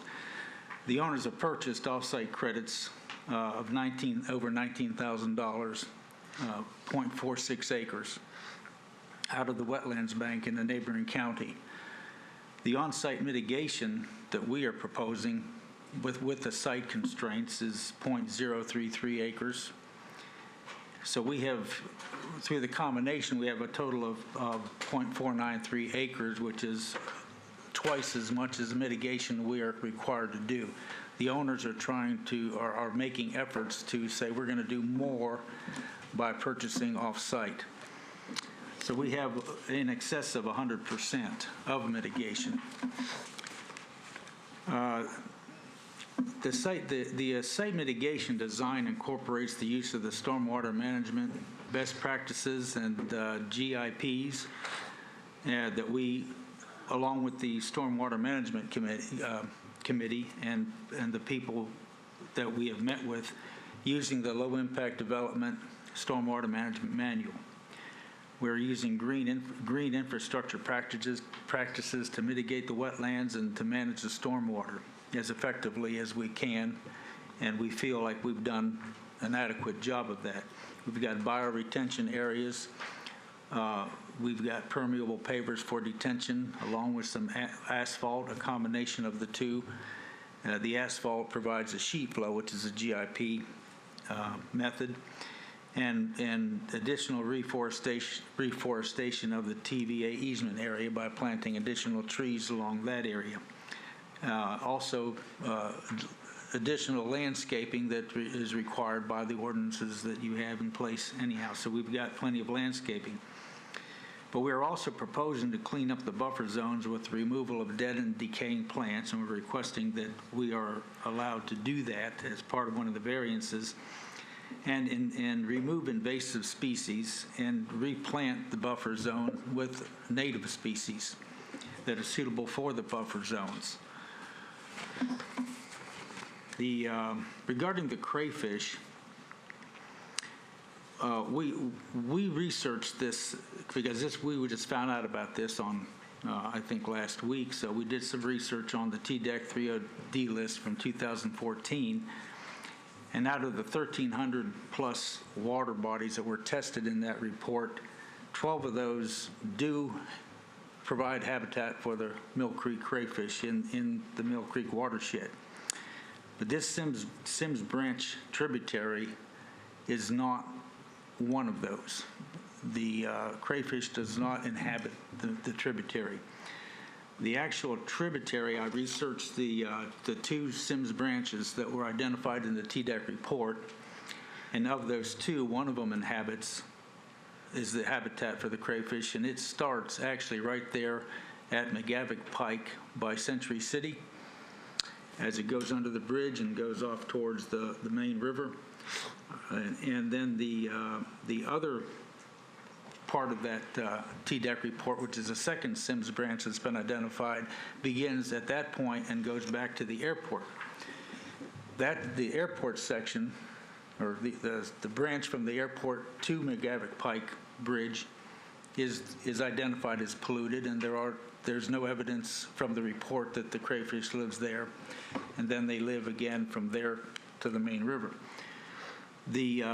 Again, the tributary branch, the unnamed branch, flows into that at that point where they meet by the bridge, and there is no evidence and no record, and there's no mention of this tributary branch in the TDEC report. So we feel that we're sensitive to any wildlife and aquatic life that are within that stream that borders the property, but we're confident there's no evidence of the crayfish. Of course, there are as noted in your comments, there are pollutants in those streams, both of them. Some more than one side has more than the other coming from the airport. The other one heading towards the river has less pollutants, and that's where the crayfish lives. Additionally, let's see, revising the committee has proposed that they're willing to approve the plan conditionally. And one of those conditions is that we revise the proposed variance site plan. The site plan that we have on record takes into account all the resources available to us, and with the Stormwater Committee, we've designed and proposed a plan that satisfies the concerns that have been brought to our attention to date.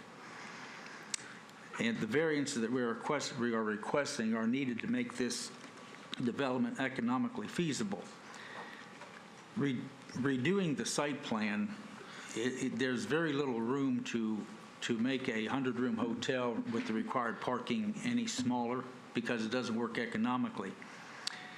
And incorporating more remediation measures.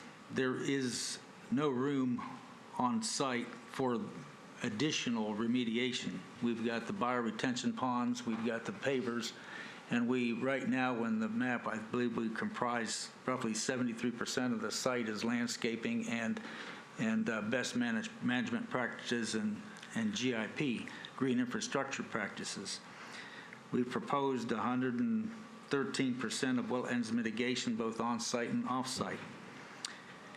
The on-site green infrastructure practices are specifically designed for good stormwater management, mitigation, and remediation. And they come from the Metro Stormwater Management Manual. And we've used those extensively as much as we can, taking into account all of the problems that this site does have. And the other comment is revising the site plan to achieve consistency with the conservation land use policy that's present on site.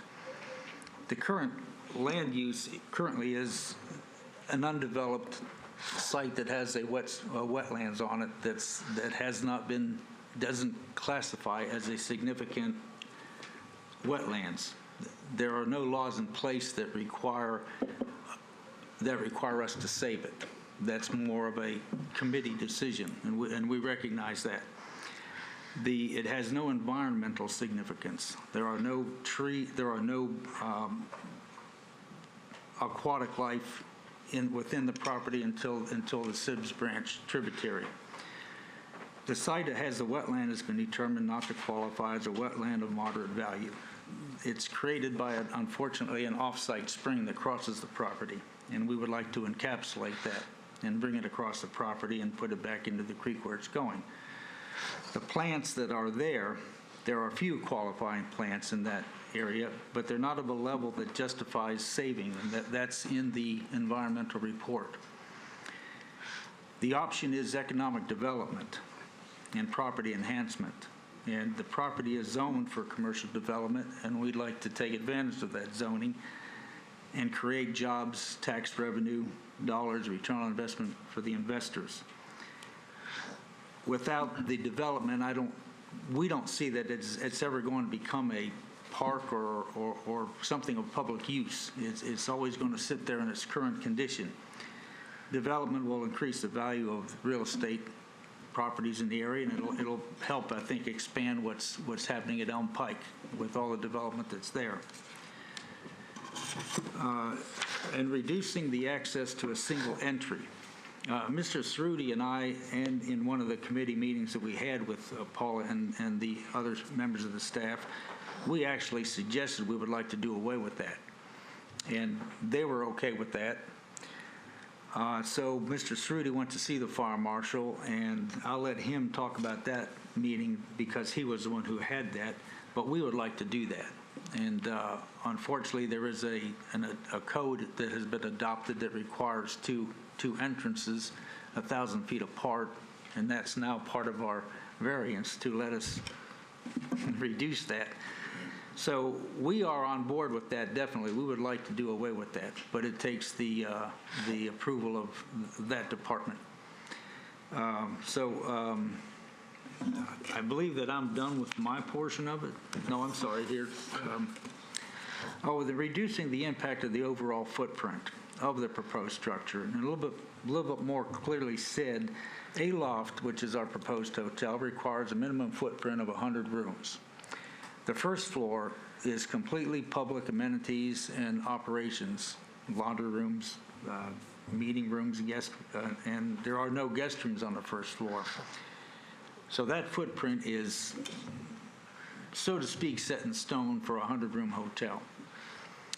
The property is the right size for the hotel and the required parking, and it literally takes up the entire site, leaving us enough room for mitigation, buffer zones, And without that footprint that we have, reducing the size of the hotel with the cost of the land and the cost of the mitigations that we're proposing, the project becomes economically not feasible. You know, there's a point where you need so many rooms on that piece of property based on the costs involved. And then also the comment was made to reduce the size of the project to reduce the impact on sensitive environmental features. On the stream buffers, we feel we've addressed this. We are sensitive to and we do recognize the importance of protecting buffers and we are bound by the laws and ordinances in place to protect those. And the laws and ordinances that are in place to protect the buffers allow development in and around the buffer zones. We are requesting to encroach upon that in order to make the project work for the parking area. We're requesting the stream buffer that creates the wetlands on a property to encapsulate that stream, and then we do away with the buffer and it becomes parking. On the wetlands, we feel we've addressed this with the environmental studies. The wetlands doesn't support wildlife that constitutes saving it. There's no wildlife living there on that portion of wetland, and it is not of a category that requires saving it. And regarding the stream, again, the laws and ordinances are in place during construction. You know, we've developed 17 to 20 hotels over the last several years, and we're always running into these kinds of problems. We've never had any problems with stormwater management. We're well aware of the penalties and well aware of the consequences of poor practices. All right. So regarding the stream, it will be protected during construction. All right. That's pretty. Is there any more from the presentation? No.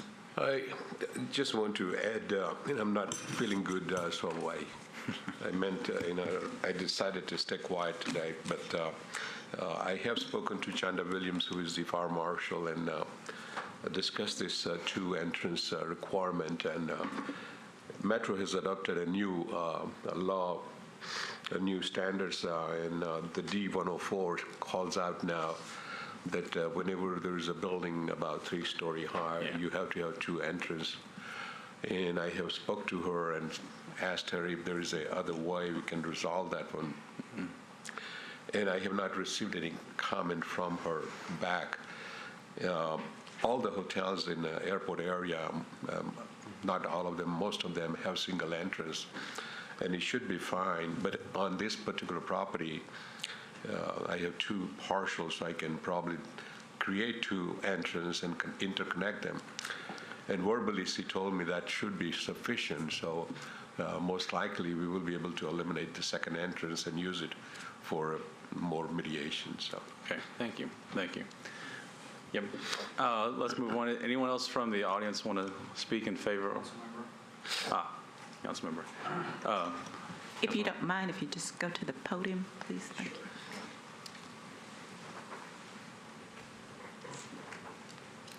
Good morning, everybody. Thank you. Jeff Syracuse, 15th District. It's been a pleasure to work with Mr. Surti.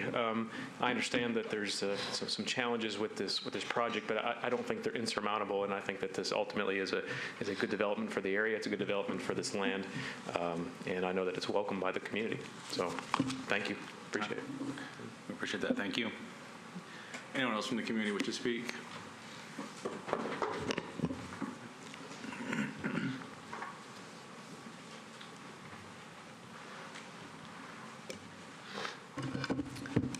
Good morning. I'm Micah Hargrove. I'm the director of the Mill Creek Watershed Association. I've got a couple things I'd like to address.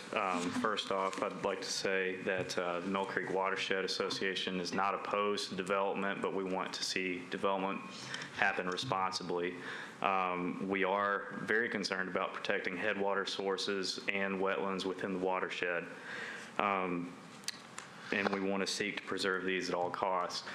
On this site, we've got two things that are significant. We've got a natural spring that happens on the adjacent property, which then feeds into the wetlands. And as you know, Nashville is developing at an increasing rate, and we don't see features like this very often. So we want to protect this area from development. We have met with Mr. Surtee before with TDEC representatives and tried to work towards a viable solution. We discussed a few alternatives. First and foremost, we'd like to stay out of the wetlands at all costs. We would like to see 100% mitigation happen on site. Also, we would like to thank the Stormwater Review Committee for raising the questions that they did. These were many of the questions that were discussed about changing the program of the site. We'd like to note that there are a lot of variances that are being asked of the Stormwater Management Committee, and we'd like to raise the question that maybe this is not the correct program for the site. As noted, this site is zoned for commercial use. There's a residential area to the north of the site, and we'd also like for the developer to consider something that would be more beneficial to the community immediately adjacent, possibly a mixed-use development. At all costs, we want to stay out of the wetlands, and we want to preserve the buffers for both the stream and the wetlands. I would like to address a couple of comments raised on the variance request. One, I think it was item number 2, the presence of the underground stream and no wildlife being present, and that comment was also raised this morning. I would like to point out from a letter that was received from the TDEC and the core documents. This letter is from Mr. Bill Dufel, dated March 30th, 2007. He observes the presence of significant aquatic life and fish, and also requests that further study happen. So we would like to see more study done on this comment. We would also like to see that all the buffers be maintained, and there are 2 other items. One is a lack of an alternative plan. We want to attribute this. Well, the developer acknowledged that there are several constraints on the site. There's a TVA easement. There are several setbacks related to the wetlands and the stream. We think that this is just more evidence that the site needs to be rethought in terms of the program. And also, we'd asked for several green infrastructure elements to be added in when we had a conversation with Mr. Surtee with TDEC. We are happy to see that permeable pavement has been added to the site. We do want to see more rain gardens. We're happy to see bioretention added. And then also, there was discussion of connection of roof drains to the bioretention areas. I've not seen any evidence of that in the submitted documents, and if anybody has an update on that green infrastructure item, we'd like to hear about that today. Overall, the Mill Creek Watershed Association opposes this development and would like to see that all of the buffers are maintained and that the wetlands are preserved. Thank you. Thank you. My comment regarding the roof drains, yes, we have taken the roof drains directly to the bioretention, and that it would be on one of the drawings that shows how that permeable pavers work with roof drains. So we are not, the roof drains go, it's 100% collected, yes. Okay. And disconnected from the impervious surfaces. Regarding the March 30th, 2000 letter from Builder Fall at TDEC, I'm sorry? Bill Duffel. Duffel, I'm sorry. We recognize that there's wildlife in this tributary of Sims Branch, but the report that I was reading, which I believe is the same report, no, the most recent report, which in 2016, is that there's no significant aquatic life or plant life from the creek all the way back to the spring. It's just, and it's sometime, in certain times of the year, it's actually fairly dried up, but not always. All right, so let's start getting into discussion. I want to start with a couple things real quick. I've heard the Army Corps is weighing in on this, but they haven't made a full decision, so that's still a piece we don't know about. TDEC, I've seen something about an ARAP. An ARAP's been issued for the site? Yes. So The TDEC has been issued, and TDEC SWPPP has been issued. Okay. And the Fish and Wildlife has already sent the letter of approval. So we are just waiting for the Army Corps of Engineers to. You have something from U.S. Fish and Wildlife? I just spoke with them 2 days ago, and they were in coordination. You've recently gotten a letter from them. Do you have a? It's actually in my package, and the letter was received in September and. We didn't have anything in the packet. Maybe it is part of the package, and I think. Okay. He's talking about an email, maybe? Well, that seems like a key piece of information that needs to get to the Corps and back. Because I have a couple of pertinent questions. Please. Okay. Mr. Surtee, do you own the property? Yes, sir. How long have you owned this property? Since 1994, 95, I think. All right, that's good. So the hotel that's being proposed, how many stories is that building? 5 stories. Okay. I mean, I noticed that this footprint, I've seen it a lot. And I guess I just want to go ahead and just make some comments, general comments, and that's that. I mean, to me, it looks like that there would be another way that you could lay this out. I know that's a typical building that you always use. I've got that. But this is a very unusual site, and I just have to believe that there's some other method or some other building or some other footprint that you could utilize that would not have this much impact. I know y'all talked about all these studies, but it doesn't seem like these have been fulfilled, and you don't really have anything definitive about the wildlife or the existence of the crayfish. Is that correct? No. Correct. That's my understanding. Did I miss the ARAP? No. Was there an ARAP in the There's TDEC permitting that's been been permitted. But I mean, just beyond that, just looking at the site itself, it just looks like such a major impact on this very sensitive piece of property. And I know it's probably zoned commercial. What is the zoning of the property? Do you know what it actually is? CL. Okay, so it's commercial limited, which allows you to do a lot of different things. But I just believe that there's probably a better way to lay this out using a building that's probably not typical, probably not something that you utilize very often, that maybe has some kind of structured parking, or maybe it's a higher number of buildings. Maybe you have to go through a zone change. It sounds like the council members probably supportive of something for this piece of property. So if CL zoning only allows you to go to 5 stories, maybe you redo this that allows you to go to a higher number of stories. But I'm just uncomfortable with this. There's so many things that have been talked about here, and just looking at the impact of this building on this site just looks extreme to me.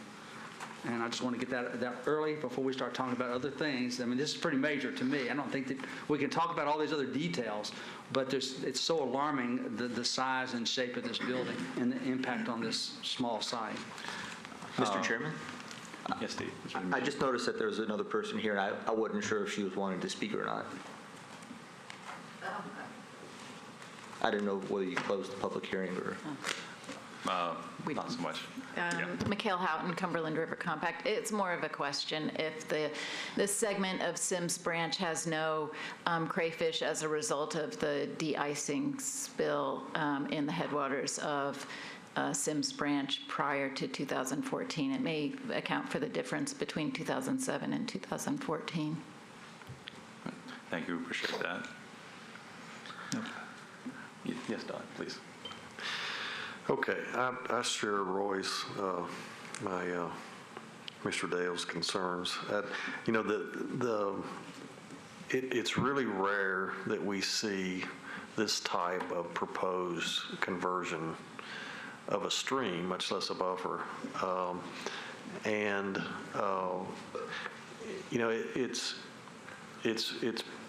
It's pretty telling, that this site remains undeveloped in 2017.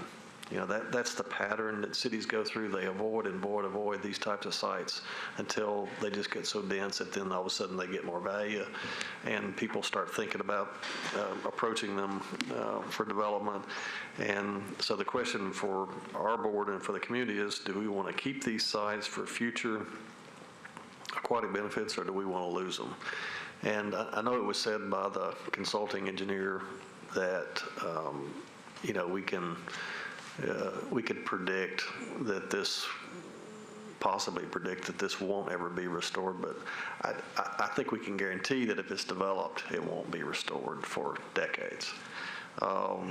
So I do think this is a pretty critical decision that we're about to make. I agree with Commissioner Dale that there are much more creative ways this site could be approached, but I'm actually more focused on the reality that there are other lots in this area, higher and drier sites, that could meet the benefits of tax revenue, jobs, economic development, diversity of development in the community, providing new services than this particular site.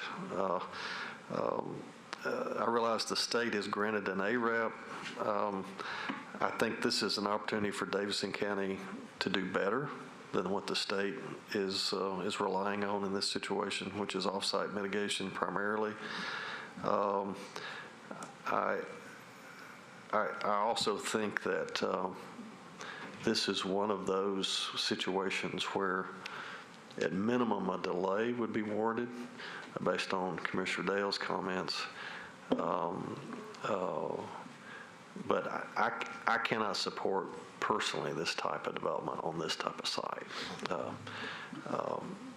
And that's my comments. Let me ask a question. I don't know, staff or someone here may be able to answer that. I know that the airport, it does all this de-icing, and are they not required to, at some point in time, not release those types of elements into this tributary? Will that ever be cleaned up, or does anybody know anything about that? Not enough to speak of for mine. I know that maybe it's damaged now, but in the future, maybe there's some method of which this could be repaired and usable. So, sorry, Mr. Dale. The airport does have a rather elaborate system to treat de-icing fluids. I think they have been working with TDEC over the last few years to make those efforts more productive. I'm sure the airport officials can apprise the committee of what all has been done. I do know there were maybe some other instances at the site during heavy de-icing operations where some things happened that had some kind of point-in-time impacts to the stream. But the airport does have an ongoing relationship with TDEC to address those solutions, to include at times routing that to the sanitary. Thank you. So at some point, maybe they clean their act up, but there has not been a specific assessment environmentally of this stretch of this tributary, as I understand, right? My understanding, it hasn't been studied. Right. So we're lacking that. Yeah, I guess I certainly can't answer that, but being that it's an endangered species, I would think that the TDEC would have extended all habitat locations. Well, I don't know that TDEC is going to look at every inch of this tributary. I think it's incumbent on you, if you're going to develop this site, to hire a professional to look at this stretch to see what is exactly within this stretch. And I don't know that. There may be other habitat there that's just as critical, and I'm sure would be critical to other people that look at it. So I don't think we have that information. But regardless of that, even if you had that, from my perspective, and I'm one of the members that would be voting on this, I would not be able to support this type of building on this site. I think it's just too much. The footprint would need to be reduced, and there would need to be a greater effort to have less impact on this tributary and these buffers. And I'm just telling you that so you'll know that. So when you come back, you'll know that. From my perspective, I'll have a very difficult time. I'd like to make a motion to deny as submitted, based on the fact that the hardships don't warrant the level of development on the property. I'll second the motion. Okay, any further discussion? Okay, if not, all those in favor say aye. Aye. Are there any opposed? Okay, there are none. That motion carries. All right. Thank you, guys.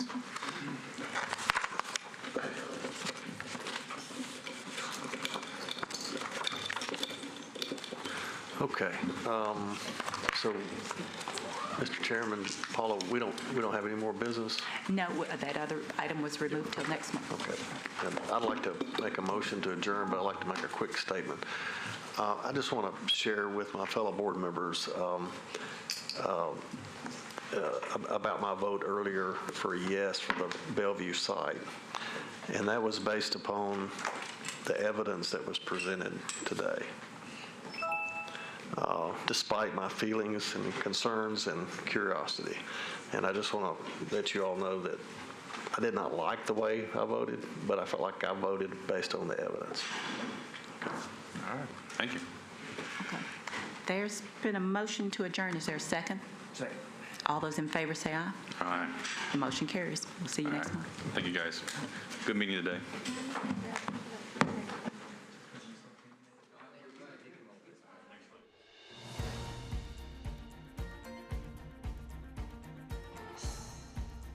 This has been a service of the Metro Nashville Network. If you would like to see this presentation again, or for more information about this and other programs, visit nashville.org.